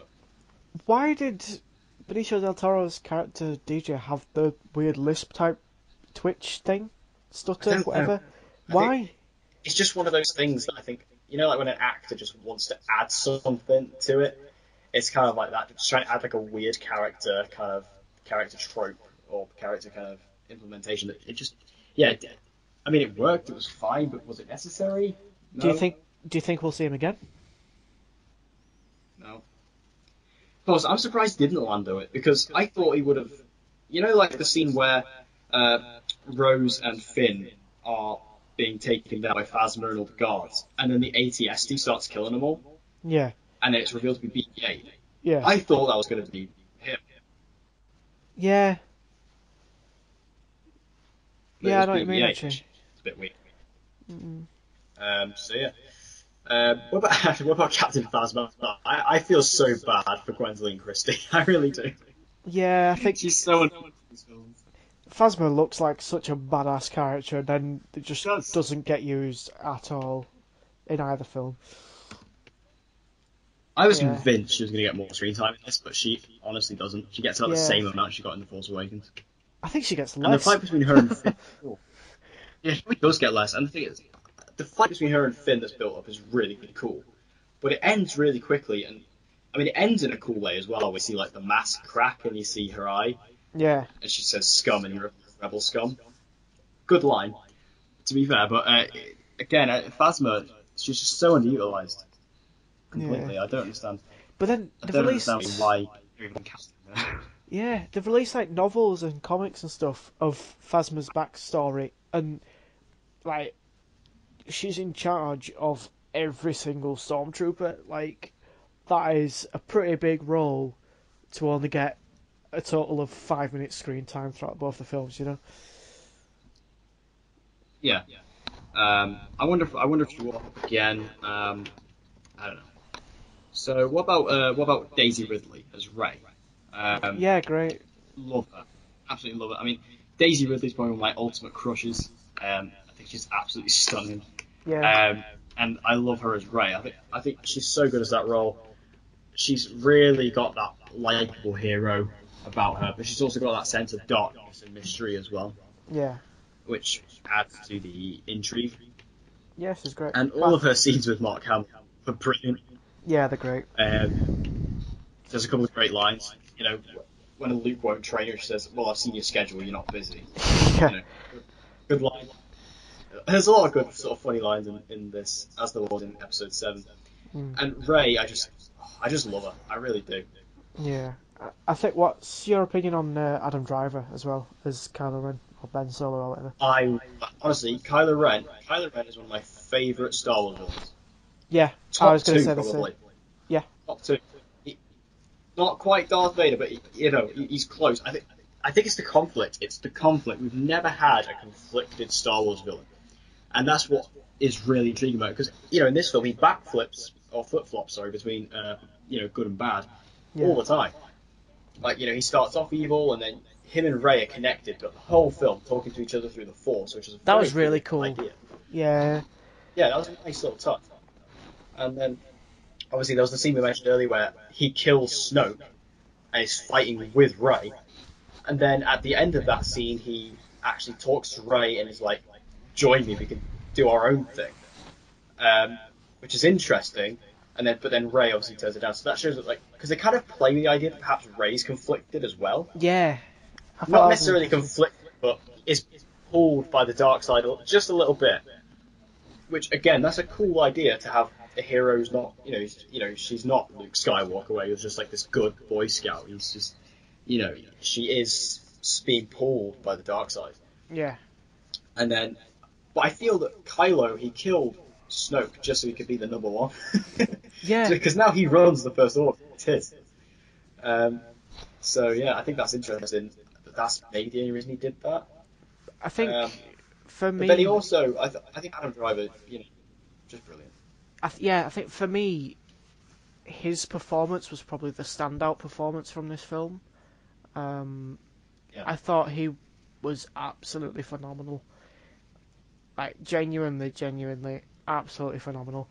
Um, like I don't know. Like I say, he's conflicted, but he just seems so. I don't know. He just seems to pull off the character so well. Yeah. Um, I really like his just, he is really dark when he's dark, but then you just see the light come through all the time, and you're kind of rooting for him at a point where you're like, oh come on, just turn, just do it, like because you kind of want to see him be a good guy. mm, And I feel that to be honest, I don't know if because my original theory before the film came out was I thought he was going to turn in this movie, and then he's going to join Rey, and they're going to take down Snoke together. yeah, But obviously that's not going to happen. Because now it seems like Kylo has been set up as the big bad main villain for Episode 9. So yeah, it's interesting where they're going to go with him. But I love the decisions they took with him. I love the way that they're writing this character. yeah, And like I said, I think he's one of the best Star Wars villains. I really do. I love him to bits. yeah. Me too. Yeah, I agree. And also, I think one thing we should talk about as well is the whole perception thing about how Luke failed Kylo. That was a Yeah, really good idea. yeah, That yeah, was really clever. I like the fact it was a matter of perception, where you have Luke tell Rey, "Oh, he was, he was turning dark, and he was gonna, like, didn't he say he was gonna kill him?" So yeah, then Luke said, "I killed him first," and then he kind of, pulled the building down on me and escaped and killed my students and blah blah blah, which is what we sort of inferred from Episode 7. And then Kylo tells Rey, "Oh no, he tried to kill me, and then I was just defending myself, and so I had to kind of get the drop on him." And then Luke reveals, "Okay, yeah, this is how it actually went down, and yeah, I saw the darkness in him. I went to kill him, I couldn't do it, and then Kylo thought I was going to kill him, so he just defended himself," yeah, which is, fair enough. But that broke Kylo Ren, so Luke feels responsible for that. That was so clever. I love that so much. yeah. And it also explains why what ended up going to the island in the first place. Yeah, Like that I was think, the because obviously downfall of it's kind of him, still. and yeah, I think that the way that Yoda back in the original trilogy, he after sort of Order 66 and after Anakin turned into Darth Vader, he went into exile for years on Dagobah, and now similar things happened. Luke has kind of created the second biggest villain in the Star Wars universe, and yeah, now he's gone into exile. I think that scene, the way you see three different versions of it, like actually filmed, and you also get to see Luke's green lightsaber, which is awesome. yeah, That lightsaber. I just love the fact it was a matter of perception, and it's not just black and white; it's many shades of grey. yeah. That's a really good way of looking at it. Great. Yeah, it's a great idea, and I was really impressed by that. Mm. Very impressed. Um, what else? What else was there? There's plenty, but The way they handled Ray's parentage as well, oh like yeah, that's what I was meant to bring up. Yeah, so Ray, so that was the other big question. That was the other big unanswered question from The Force Awakens: is what is Ray's heritage? Where does she come from? And the answer in this film, where Kylo says, "Your parents are nobodies; they sold you for money." Do you believe it? um, Because I know I you had an interesting theory before the film came out. yeah, I thought that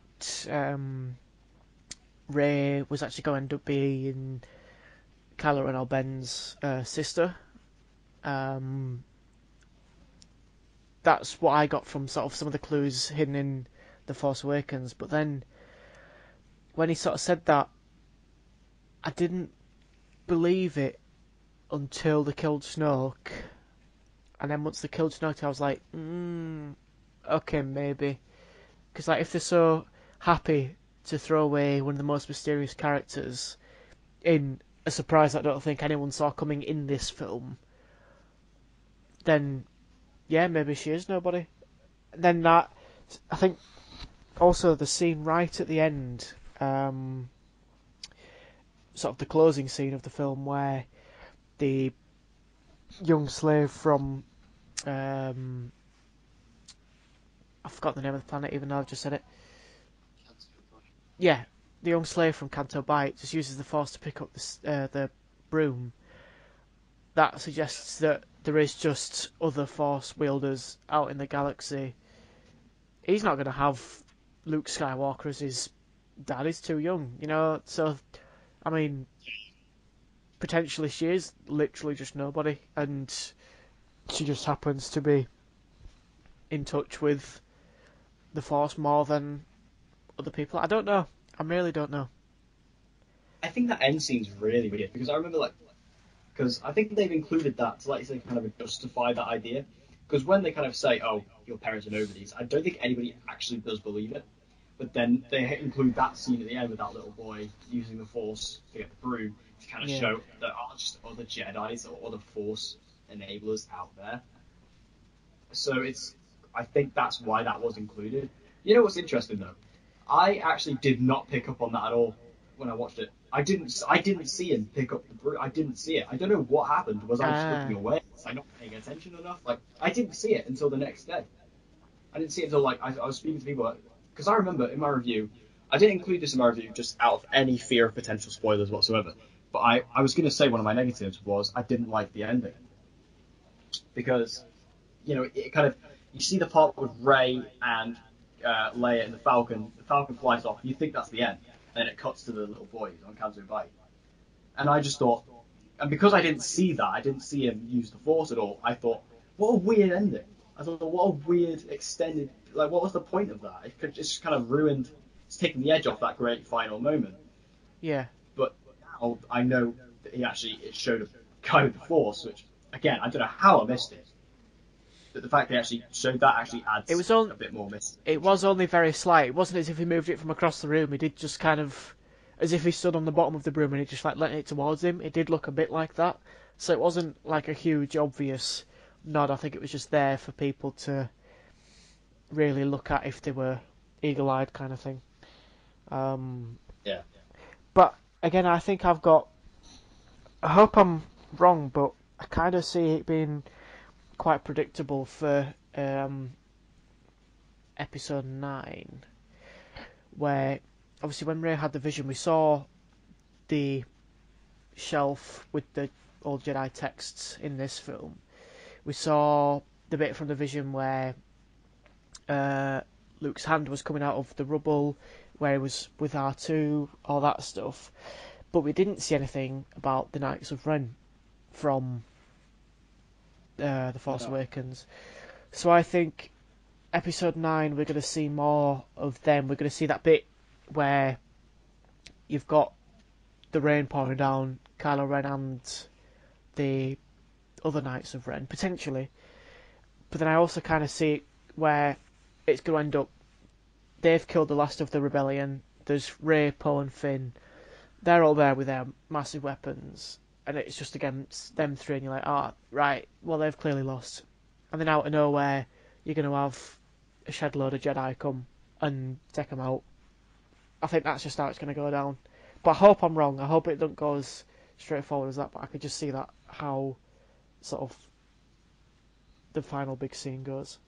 That's my theory on it, anyway. I think the Knights of Ren are like a really interesting concept of like these characters that they're all kind of failed students of Luke, if you will, Yeah, and it's just that's cool. And the way that Kylo is kind of the leader, but we haven't really seen him. We haven't seen him do anything. yeah, Like we saw that one flashback in The Force Awakens where Rey sees them and they're all stood together, and it's a cool shot. And I think yeah. That's what because I all mean. their armor are kind of similar to Kylo Ren's, Yeah, um, so it's a cool idea. Whether we'll actually see them with it, because we don't even know what's happened to them. We don't know if they're still around. Are they dead? Like we don't know. yeah, exactly. So it's just, yeah, I'd like to see him in episode 9. I'd like to see him show up. Like maybe that's what Kylo does. Like maybe he's getting the First Order, and he kind of has like this chain of command where perhaps he just gets rid of Hux because I can see that happening. Um, and then Hux was really weird. Yeah, He's a weird character, isn't he? He's really odd. Like he was weird in The Force Awakens when he's just stood in front of the First Order just screaming at them. That was weird. And in this film, he kind of does the same thing, and he's kind of at odds with Kylo the entire film. yeah, yeah. I could see him dying in episode 9 by Kylo or by the hand of the Knights of Ren. I could see that happening. I could So also yeah, see, I could also see like a bit of a red herring where he could be the one to take down Kylo Ren. Because they did almost allude to it when uh, Kylo was kind of just knocked out after the fight scene with. Oh no, after the lightsaber explodes, where him and Rey are trying to uh, grab the lightsaber. Obviously, the Force has too much strain on the crystal and it explodes. He kind of reached to his or pocket. Ragnarok did. Yeah, he kind of reached into his pocket to get his gun to kill Kylo, but then as he sort of came to, he sort of quickly moved back and was like, "What happened?" As if Yeah, like yeah. denying all innocence of it or ignorance of it. And it's like, all right, I think that there's because like we spoke about how funny this film is in places. Like there's a couple of scenes with Kylo and Hux that are really funny. Like there's a scene where Kylo says to the uh, ATS or the ATAT. Are they ATATs? I assume they are. They basically are. They say to the guy in the walker, he says, "Oh, point all the guns, at Luke, kill him, shoot everything we have." Yeah. And then like Hux repeats exactly what he said, but Yeah, in a yeah, lot yeah. more louder and aggressive tone. And then Kylo just looks at him, like, just looks at him as if to say, "Yeah, mate, that's what I've just said. I'm Yeah. a higher command than you. Shut up." So that was quite funny. And then obviously they put all these guns on Luke, absolutely decimating him where he stands. And then the guns stop firing. There's a massive smoke cloud, just red salt everywhere. And then Hux just looks at Kylo and says, "Do you think you got him?" Yeah. Like, I think that's enough. really funny line. Yeah. And then obviously you find out he didn't get him, and Luke just gets up and shrugs his shoulders. Really great Yeah, moment. that race. And that's obviously where Kylo has to go down. And this, I guess, we're sort of moving into the final sort of big action scene of the film, where you see that. Well, actually, before we get to that, I actually want to talk about another thing to do with Finn. Is you get this feeling that he's going to make a hero sacrifice as well. He's in that really horrible speeder. He's heading towards that giant cannon. It's a really big build-up moment. It's emotionally thick. And I was like, Finn's dead. He's gonna die. But then Rose, out of nowhere, comes flying in, crashes into him out of the path of destruction. And then Finn's even like, "What did you do that for? Why? I was gonna stop this thing." And she says, "That's not how we're gonna win this, by killing what we hate. We're gonna save what we love." Then she kisses him. Where did that come from? Yeah, I I don't don't buy know. it at all. I mean, I always saw them more as partners, like just more as like friends, partners in crime type thing. Yeah. I've never got that chemistry where they're like, "Oh yeah, they love each other." And plus even Finn, like when she kisses him, he has this reaction like, "What? The Did you hell? just steal it?" Like, Because he plus likes. surely, I mean, he's got his eyes right, hasn't he? Yeah, I was just gonna say his heart's with her, isn't he? So Like when Finn wakes up, the first word out of his mouth is Ray. yeah, Like where's Ray? And then like at the end when they do get out of the base and Ray is using the Force to hold up the rocks, like, Finn just goes straight up to her and hugs her.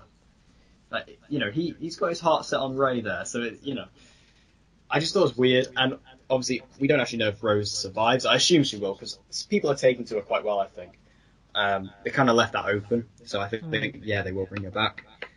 But I hope they don't do a love triangle. Please do not do a love triangle. That will ruin everything. Please yeah, do it not do really that. will. Um, so yeah, did you just find that scene really weird? I think Yeah, it ruined it a little bit. it didn't work. Like if there was a bit more chemistry between them throughout the scene, whether at Canto Battle or whatever, then yeah, fair enough. But because there was kind of nothing there, it was like, nah. Yeah. So yeah, go back to what I was speaking about earlier. This is the scene where Kylo comes down, and you think you're gonna get your big lightsaber fight between him and Luke, which is something I've always wanted to see. But this is where you get a very interesting moment where you kind of have Kylo. He's swinging at Luke all the time, and Luke's dodging him, and then at the end, Kylo actually does this massive attack and slices right through Luke, but then he just goes straight through him, as if Luke's not there.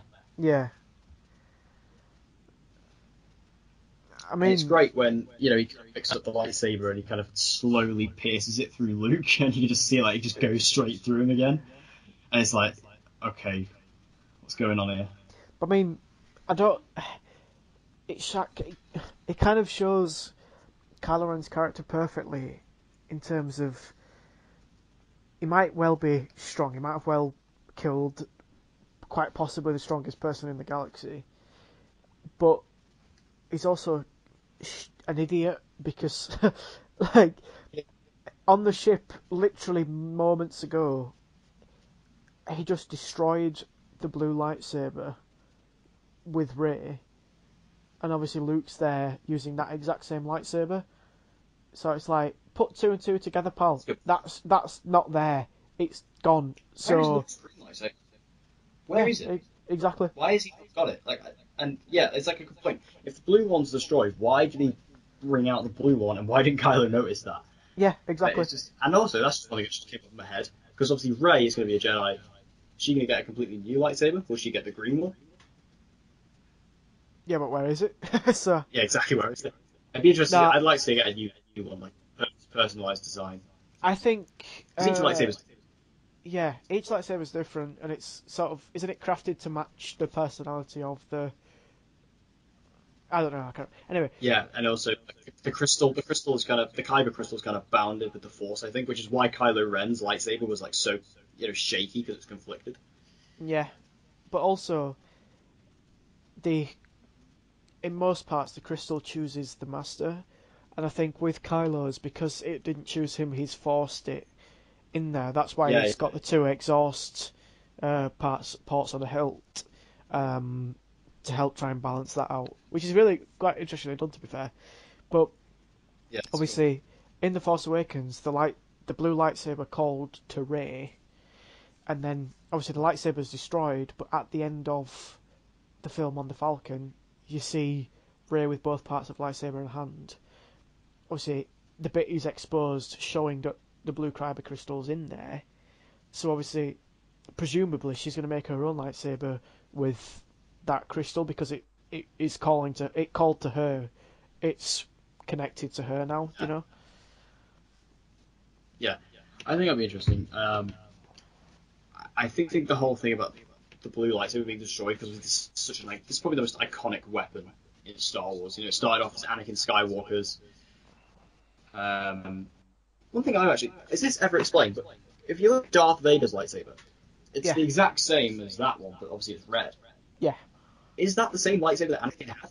Oh no, no, but Obi-Wan took it, didn't he? I think. I guess Anakin just really liked the design and just made a Yeah. replica. Yeah. I think there was two made. Obviously, Obi-Wan took his original one, but then Darth Vader still wanted the same design, so he just made the same hilt, but obviously put a red crystal in. But also, that Yeah, begs the that's just a weird question. thing to put in my head. Um, It's like if the crystal chooses the master, how was he able to get two separate crystals? I mean, obviously he switched to the dark side, but surely crystals don't just go, yeah, he used to be good, but fuck it, let's go with him now. Do you know what I mean? Nice. I think it's something that was never explained, never intended to be explained, and they didn't want us to. They didn't want to explain. So that's Um, Star Wars it's fans just one of those thinking too much things. into things again. Yeah, yeah, that's just what we do. Yeah. Um, but I think that covers it. Do you think of anything else? No, I think that kind of Mm. we've talked through all the main points of it. Yeah, I mean it's a very packed movie. There's a lot to digest. I think you definitely need to watch it twice in order to get everything. Like I've only seen it once, but I know you've seen it twice. Yeah. I'm going to get it this week at some point, maybe tomorrow. Because I remember when I watched it the first time, I was like, yeah, I need to watch that again in order to digest everything. Because especially the first time you watch it, you're kind of like just in awe of it all, and you're just like, oh my god, Star Wars. Yeah. Um, so yeah, next time I watch it, I'll make sure to pay more attention. Maybe I'll actually see the fact that the kid used the Force, which I completely missed the first time. I felt like such an idiot because I was like, I really didn't like the ending. It was really weird. I don't see the point of that ending. But yeah. So yeah, Last Jedi. I'm gonna say it's one of the best. But segue, Boom. Segway. as for the best, we're gonna jump into our ranking of every Star Wars film. So this is all the mainline episode ones, plus we've thrown in Rogue One as well, Yeah. just because it's only one standard, whatever, put it in. So we'll do this like we did with the Marvel one, where we just go through each other's picks sort of one by one. Yeah. So I'll let you start off with your number 9 pick. Yeah. So my number 9 is Episode 2, Attack of the Clones. Oh, yeah. Is it Clone Wars? Whatever it is. Attack of the two, number 2. Um, Yep. I like.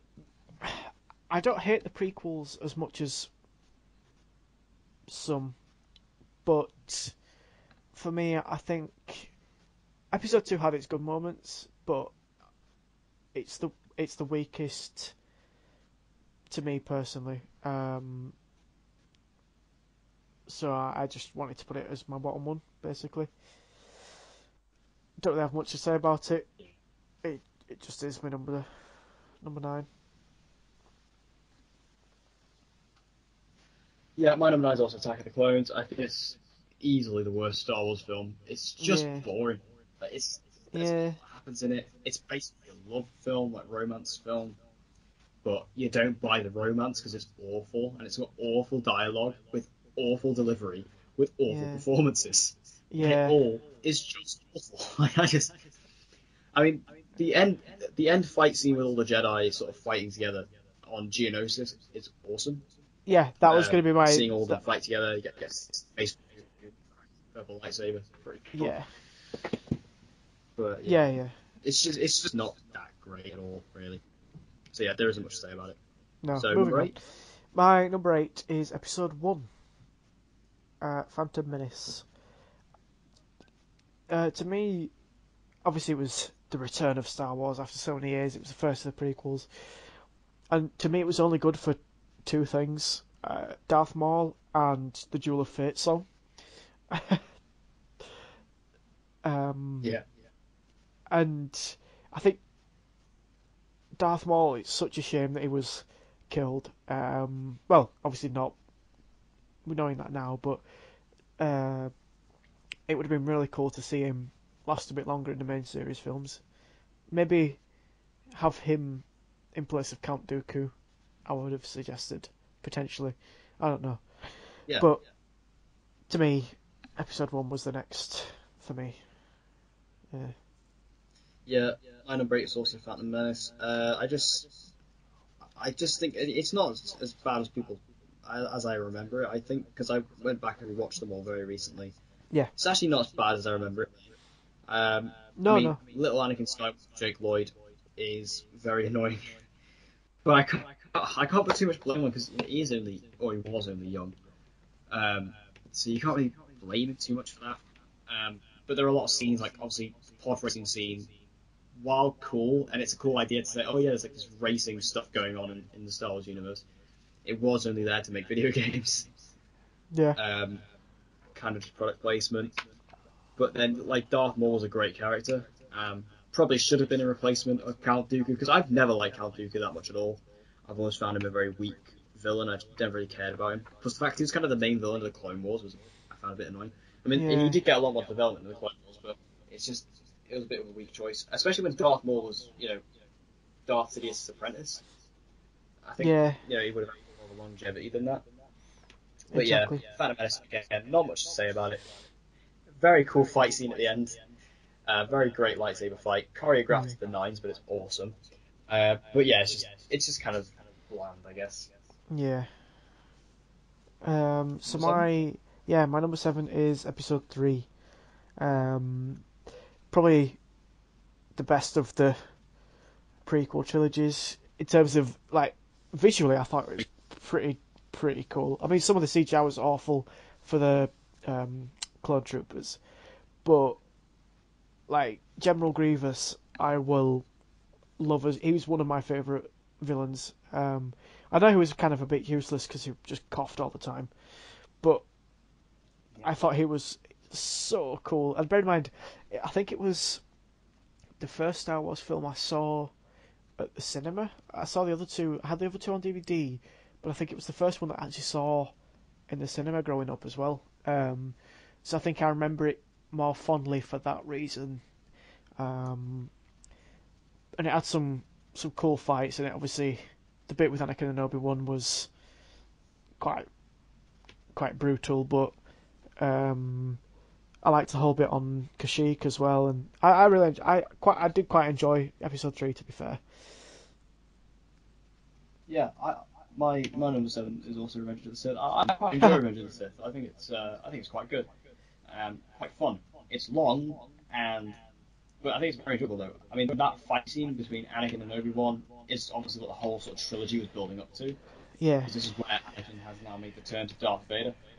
Um, Although that fight scene goes on way too long, yeah, it does. it just gets boring about halfway through, especially because it's choreographed stupidly. And again, it looks awesome, but yeah, when it goes on that long, you're just kind of like, oh, can one of you like kill each other? Just get this over with. Yeah, Um, But also, yeah, I think like scenes on Kashyyyk where you have Yoda with Chewbacca, awesome. General Grievous, again, a very cool concept. It was explored a lot more in the Clone Wars, Yes. and he's a lot better in the Clone Wars than he was in this film. Did you know there's actually an explanation for his cough? Is it something to do with his heart? No.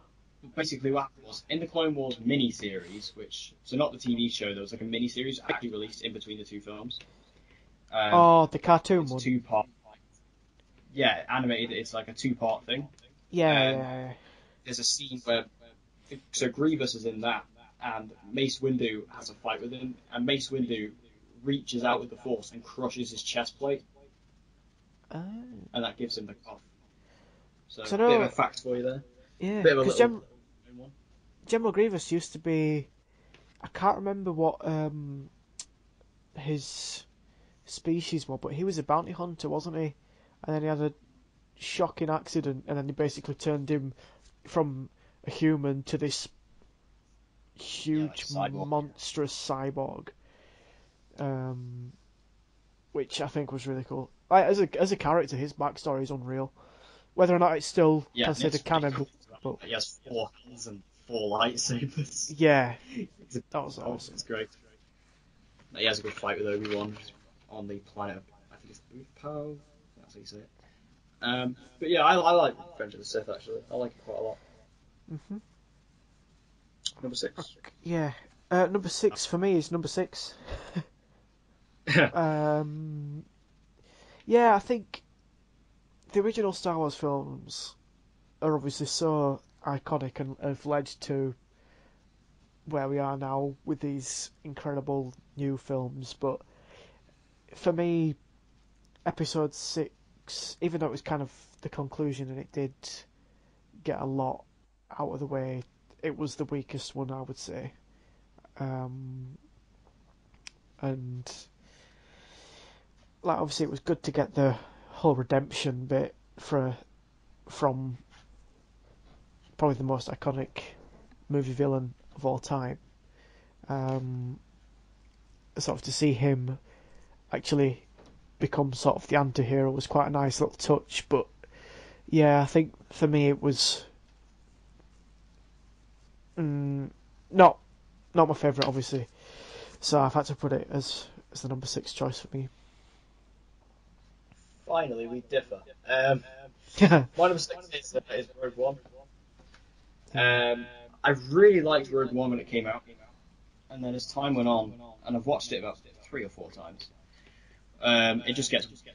I don't want to say worse, but I just enjoy it less the more I watch it. Mm. It just has more flaws. I feel that it doesn't have character development whatsoever. Um, the movie is also it doesn't have any sort of spectacular, like really wow moment. I mean, the end fight on Scarif is pretty spectacular, but it's not. It doesn't have any sort of weight to it for me, especially when in the ending when all the characters are obviously killed off. It's kind of you don't really have any emotional weight to it Yeah. because you don't know any of them. Everyone's played really well, but I don't know. I just didn't really have a connection with any of the characters in particular. Yeah. Um, it's a cool idea, and it's a story we knew existed about these rebels who went to get the Death Star plans. It's a story we knew, so it was cool to see it put into a film, but it just didn't really stand out to me after a while. It just got kind of boring. Mm. Um, my number five is Rogue One, but I've put it there. Obviously, I appreciate where you're coming from. Like it obviously it isn't the greatest Star Wars film, but the reason I've put it above the prequels and even above Return of the Jedi, just about, is like production value. Like what these films have done since obviously the Force. I know we've only had three, but the Force Awakens sort of led the way in terms of blurring the lines between fantastic practical effects and really good CGI. So it was like one of the best looking Star Wars films you're gonna get, and then Rogue One comes about, and it puts that level of cinematography into your more familiar traditional Star Wars sort of background. So production value alone is why I would rank Rogue One is sort of middle of the road for me. Yeah. My number five is Return of the Jedi. Um, Return of the Jedi for me is the weakest of the original trilogy. Not bad. I just think it has a lot of moments in it that kind of pale in comparison to some of the others. Um, it's just there's a lot. I mean, to be fair, I think Return of the Jedi.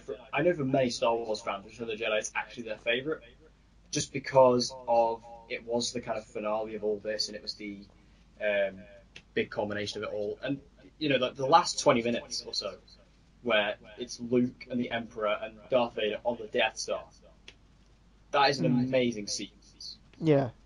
Silly, maybe my favorite sequence in all of Star Wars. Um, it's just got so much emotion and so much sort of gravity to it, and I love the fight and the way that Luke is tempted, and it's a lot of ideas there that it plays with. But I just feel like it's kind of the scenes on Endor with the Wookiees, not the Wookiees, the Ewoks. Mm. Uh, that was a little bit silly. Um, but then again, people will make the argument that Star Wars was made for kids back then. I actually saw something on Jimmy Kimmel the other night where he was like, "Oh yeah, Star Wars was made for kids." And Jimmy Kimmel was like, "Well, now it's made for 30-year-old nerds." So Yeah. which is actually a fair point.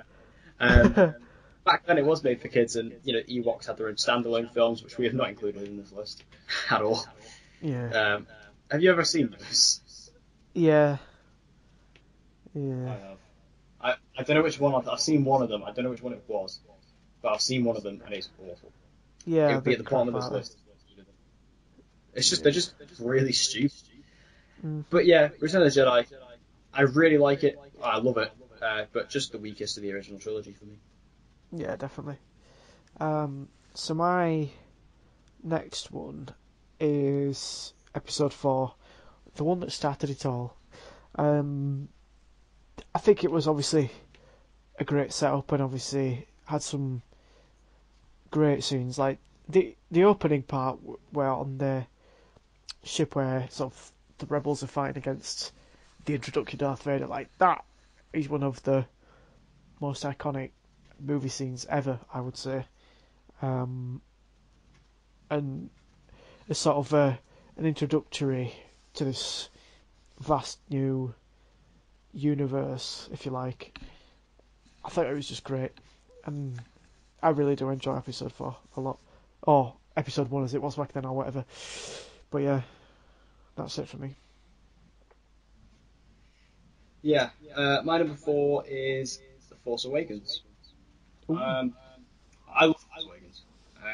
I think it's fantastic. I still think it's a fantastic Star Wars film.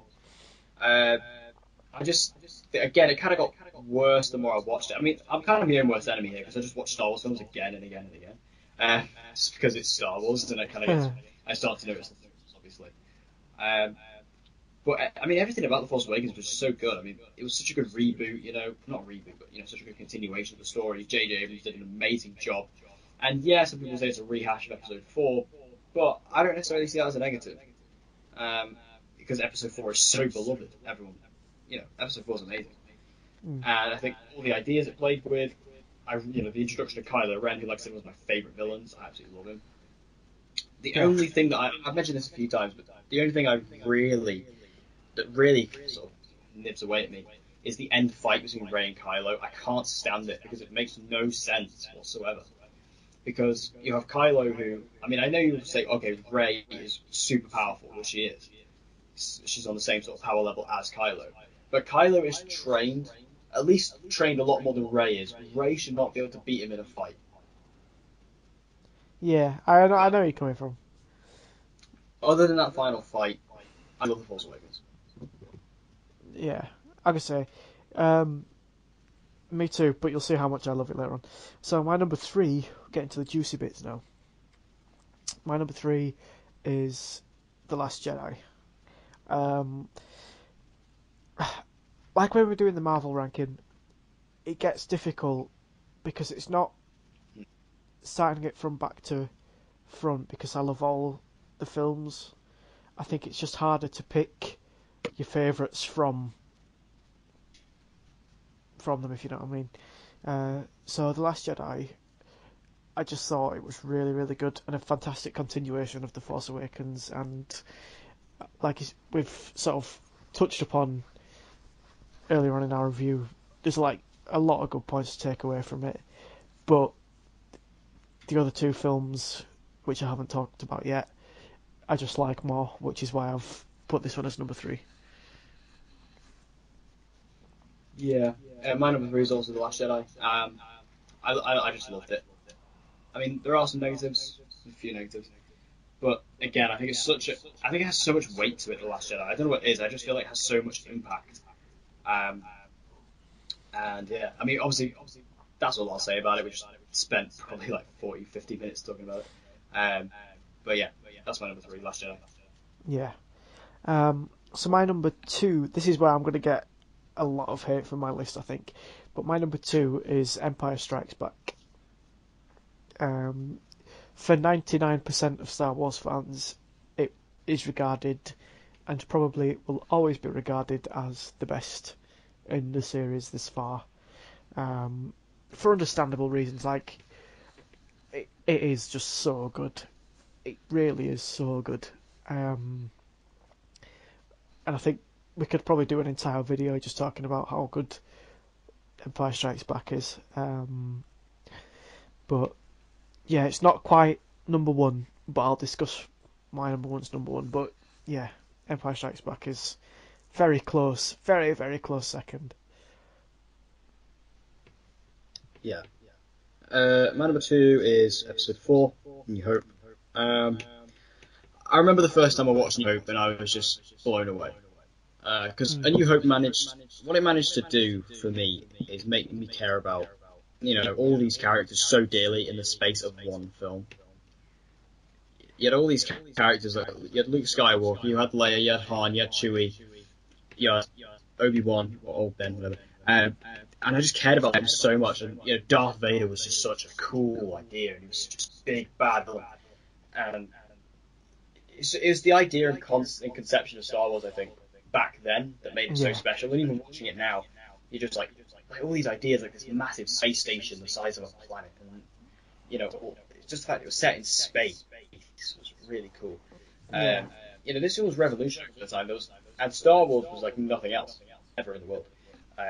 So yeah, I think it's just the impact of Star Wars, and I just really love that first film as well. I really do. Yeah, absolutely. Alright, so for me, there's obviously only one left, and my number 1 personally is Episode 7, The Force Awakens. I absolutely fell in love with this film. I watched it, I think, 3 or 4 times in the cinema, and I've watched it about 10 times since. I don't know what it is, but there's just a certain charm about this film and this sort of new generation of characters that I'm just invested in straight away. Obviously, seeing the reintroduction of, like, obviously Han Solo, Princess Leia, Luke Skywalker, albeit not for long. I think, I don't know, there was just something about the film that grabbed me, and it is quite difficult to explain, but for me it is my favourite Star Wars film. I love the direction it went, and I appreciate that obviously there's a lot of similarities between that and A New Hope, but also if you delve deeper into The Last Jedi, there's a lot of similarities between Return of the Jedi and The Last Jedi. But I don't mean that as a bad thing, because obviously you look at where things come from, and it's obviously a big influence on their sort of future. But yeah, The Force Awakens for me was just, there was just something about it and something that stuck with me. And obviously, if you're in a similar position to me, then you'll know what I'm talking about. But yeah, that's it for me. My number 1. Yeah, I mean, I think that's actually an interesting perspective because I don't really see many people say that Episode 7 is their favourite, so it's quite interesting to see that viewpoint. Mm. My one is The Empire Strikes Back. Yeah. This is quite easy for me just because The Empire Strikes Back is my favourite film of all time. Oh, well, there So you go. just straight up, it is. Yeah, if somebody says to me, even though people normally say to me, "Oh, what's your favourite film of all time?" and I normally just say Star Wars in general, but if I had to pick one solid film, it would be The Empire Strikes Back. Mm. I just think the way it took a different direction on the franchise, because it was funnier, but it was also darker, and Yeah. obviously that cliffhanger was like nothing else in cinematic history. Uh, it was unparalleled. The way you got to see Darth Vader really go full force, and the way we got to see Luke transition into a Jedi properly, and then you got to see like the Han and Leia, kind of love dynamic, that love story, like the dialogue between them two is fantastic. Mm. I love those scenes.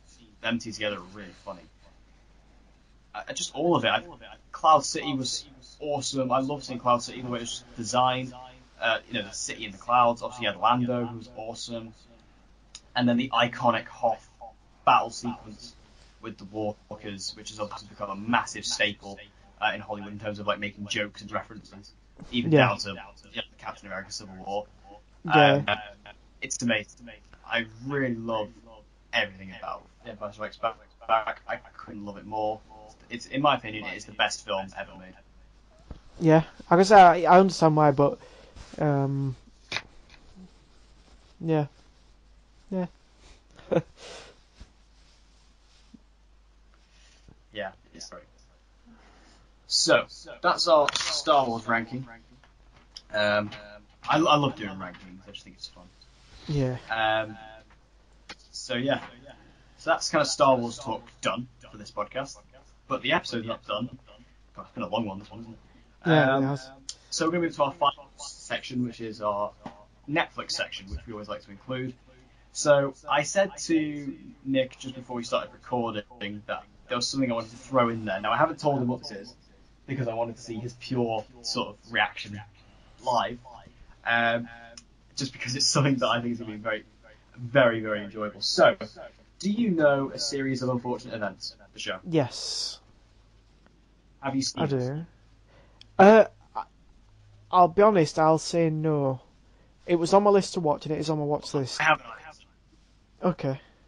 I haven't seen it either. But this doesn't even necessarily relate to the show. I mean, it does. But anyway, what I saw today blew my mind. So, there is a season 2 coming. It was greenlit a while ago. Okay. But there is an episode of season 2 being directed by the one and only Tommy Wiseau. Fuck off. Really? That I is that swear to God. is that a I no? swear to God, it's Tommy Wiseau is directing an episode. Uh, Please tell me you're excited. I am well, so happy. well, obviously, but like, I'm lost for words. I was like, when I read it today, I was like, really? Wow, that's incredible. To be well, I don't know. I You're really just so don't know. Yeah, I don't see how that's going to I work. thing is, I love Tommy Wiseau. I just think he's brilliant. Like, I think it's just the way he's managed to keep his entire identity secret from Hollywood is amazing. Like, The Room is genuinely one of the most interesting films in the history of Hollywood. Yeah, yeah. It's probably genuinely my favorite films of all time as well. I've watched it about 10 times. It's brilliant. Actually, it's so entertaining. So the fact he's directing this episode, I hope he cameos in it. I hope he can't go without cameoing in it. And I really hope. I mean, I haven't seen the show. I don't know how good it is. I've heard it's pretty good. But I hope the episode is atrocious. I really do. I don't know. It depends how much of his hand's going to be held during the process, but I hope not as I well. really don't know what to say to that. I wanted to get full creative control. Give him everything he wants. Just let him make the episode the way he wants to make it. Oh my god. And then let him appear in it. I mean, this has got to be a joke. I mean, it's got to be like. And I don't mean joke as in it's not real. I mean joke as in the way, oh, it's Tommy Wiseau, let's get him. Because he's Tommy Wiseau. I mean, this isn't a joke, this is real. Yeah. I haven't watched the show. I don't really intend on watching it. It doesn't really look like my cup of tea. But I will watch that episode. Just for the fact that he directed it. So there's a little surprise curveball I wanted to throw at you that I've had stored there. One other curveball. I literally just, the next section on my page of notes, I literally just scribbled over it and wrote Tommy in big letters. Just to remind myself. So, we're going to the actual proper news now. Jeez. So there's been a renewal for The Punisher, which is now getting renewed for season 2. Kind of expected this. It's season 1 did really well. Everyone seems to love it. It's great. Obviously, me and Nick have taken a little while to get through it. I'm one episode away. I've got one episode to go, and you've got how many? I've got 4 episodes left. So I'm still lagging behind. Okay, so by next podcast we'll definitely have it done, and we'll have a bit more of a discussion there. I think my review for it should be out this week at some point, because I've got one more episode to go. I'll probably watch it tonight. But Punisher's great, and the fact it's getting a season 2 is awesome. They set up a lot of storylines in season 1, from what I can gather, that are going to play into season 2, which is good. I love the characters. Obviously, John Bernthal is phenomenal in the role. So what are your overall opinions on Punisher season 1 so far? Yeah, from what I've seen so far, like you say, it's unreal. John Bernthal character as the Punisher, I think we had no qualms about that. Like, he owns that role. I really like the character of Wilson as well. Like, I don't know. There's something about his sort of presence on screen. I know he's not in it too much, but I really, really like his character. And forgive me, I've forgotten the name of the guy who's set up all the surveillance in his family's home. Is it? David. Yeah, I thought it was David. Yeah, David. I really like him as well. I think he's a really interesting character. And I like sort of the dynamic where it seems as though Frank's alter ego is sort of like a father figure to his kids almost. Yeah. I find that really, really interesting. Yeah, I mean, I've loved what I've seen so far. I'm just embarrassed that I've taken so long to get through it. I also really like Billy Russo. I think he's fantastic. Do you know that actor? Like, do you know what he's from? Because I can really recognize him from something, but I don't know what from. I'm going to IMDb this right now. Billy. Because Billy Russo. He's the guy with the slick back hair. Yeah. I don't know. Has some good sexy time with Padani. Yeah. God damn. Yeah. Graphic sex. I could say that was very. Yeah. I could say I know. There's a few. There's not just one. There's a few. All right. Okay. So I mean, it was never in doubt that Punisher was going to be like bloody and violent, but then it was kind of graphic in terms of those sort of scenes. I was like, yeah, all right. Fair enough. So he was in Westworld. Ah. But I didn't watch that much Westworld. So No, me neither. Okay. I watched like a few episodes. I actually got it on Blu-ray, so I am going to watch it all at some point. But I'm looking at images now of him in Westworld. Yes, that's where I know him from. I didn't watch much Westworld. I watched like the first 3 episodes, I think, and I kind of dropped off. It was really good. I think it's like I had loads of other shows on at the time or something. But yeah, that's definitely where I know him from. Fair enough. So, also, sticking with Marvel, Jessica Jones has got a trailer for season 2. Have you seen it? Yes, I can't wait. Yeah, Jessica Jones season 1 is fantastic. Absolutely brilliant. Arguably the best of the Marvel shows. I mean, my personal favourite is Daredevil. But yeah, me too. Jessica Jones is equally as good. So yeah, excited about this. Excited to see the storyline. Interested to see where they go in terms of like a villain, or if they go with a straight up villain. I would actually really like it if they didn't have a straight up villain for season 2, where it's just like she's just doing like detective work. I think that'd be cool. Because Jessica Jones is such a grounded show in reality. Yeah, we know that David Tennant is coming back as Kilgrave for like flashback or like a memory sequence or something, which is fine because David Tennant is amazing. That is one kind of character resurrection I'll accept. Because I'm not sure if you can actually kill his character straight up. So yeah, that's fine. But yeah, I'm excited. I'm really excited about season 2. It's coming out in March, so Yeah. March 8th, I think the date is. So at least they're not hiding the release date like they were. True. Yeah, I can't wait for that. Are we getting Luke Cage season 2 next year as well?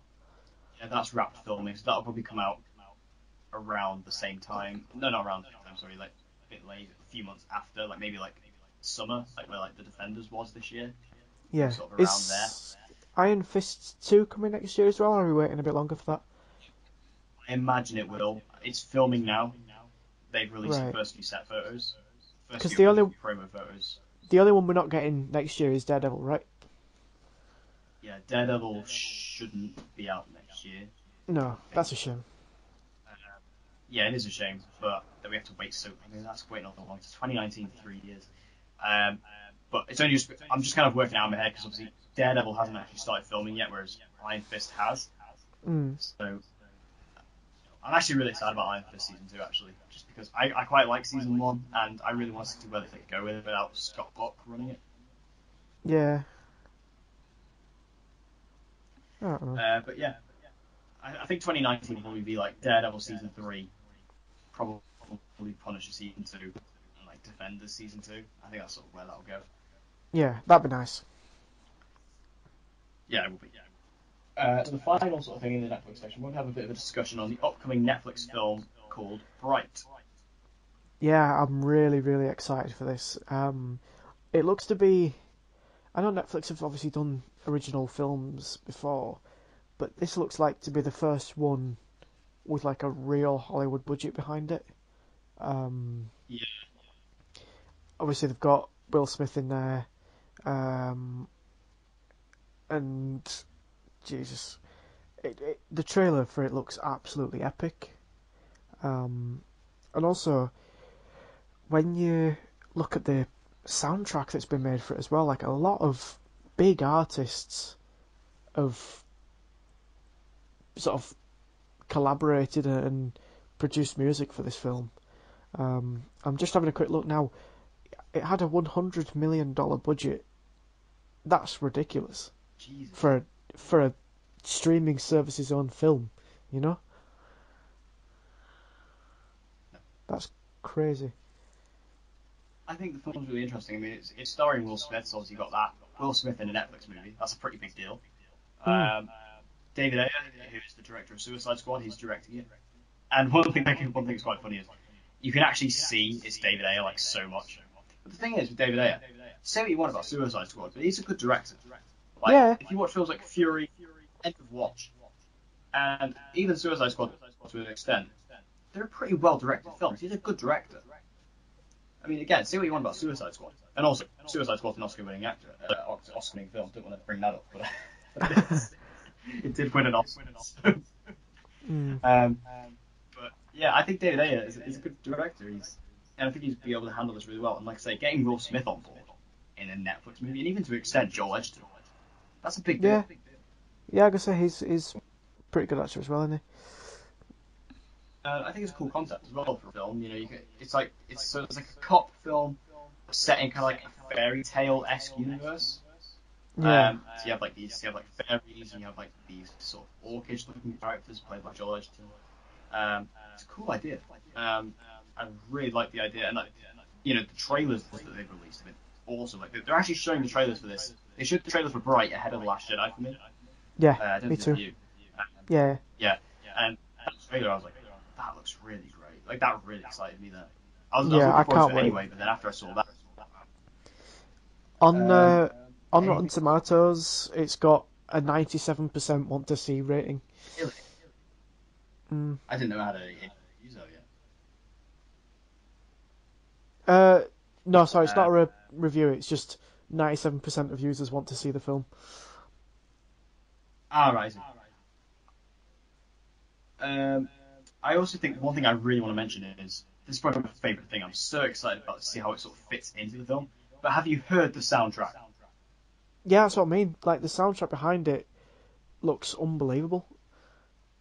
Like It's I amazing. haven't It's heard. out on Spotify and like it's out, like I've been listening to it all week. It Yeah, is fantastic. Like I love. It's not even my type of music. Like I'm not really into sort of not necessarily grime, but it's not grime. But I don't know how to describe it. I'm not very good with sort of music yeah. terms. Um, but it's not my typical type of music. It's very modern, like very modern popular music. But Like you've got like that's Camila Cabello and you've got Ty Dolla Sign, people like that. Um, yeah.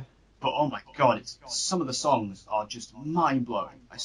So Because good, and they fit so well with the tone. And oh yes, they're all original songs as well for the film, aren't they? yeah, yeah.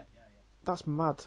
Uh, That is mad. I'll send some of them over to you to see what the best ones are. But Yeah, yeah. like, Please do. just have a listen to it tonight because they're awesome. I absolutely, and that's actually what I'm most excited about. Because the reason I looked it up was when they showed the trailer in front of The Last Jedi, and I heard some of the songs in the trailer. I was like, that's some really cool music. So I had to look it up Hmm. afterwards, and luckily the album has been released. And I just spent all night after The Last Jedi while putting my review together, just listening to that soundtrack. And I Yeah. still listen to it now. It's awesome. Yeah, I'll have to check it out. So yeah, I'm really looking forward to Bright. I'm really looking forward to Bright. I think it's going to be very interesting. Like I said, I think it's gonna have an amazing soundtrack. I like the vibe. I like the tone. I like the director. Got great stars. Yeah, all for it. I'm sure, obviously, this time next week we'll have watched it and we can review it next week probably, or next episode or whatever Yeah. we do. When does it come out? 22nd, Friday, I Ah, believe. cool. I might actually have finished work by then. Cool. Might be able to watch that. Nice. So yeah, I think that wraps everything up. So I think is this our longest episode? I'm gonna say it is. Without doubt, yeah. Yeah. So thank you guys for listening and staying with us for this long time. Um, we hope you enjoyed it. Again, any topics you have that you want us to discuss in either of sort of our little more private videos or just the podcast in general, like questions, just slap them in the comments. We're constantly reading them. Um, it's great to see your guys' feedback as well. Um, and we hope you guys enjoyed this episode. This was definitely a fun one, and a very hefty one too. Mm. So we hope you guys enjoyed, and I have been Declan, And I have been Nick.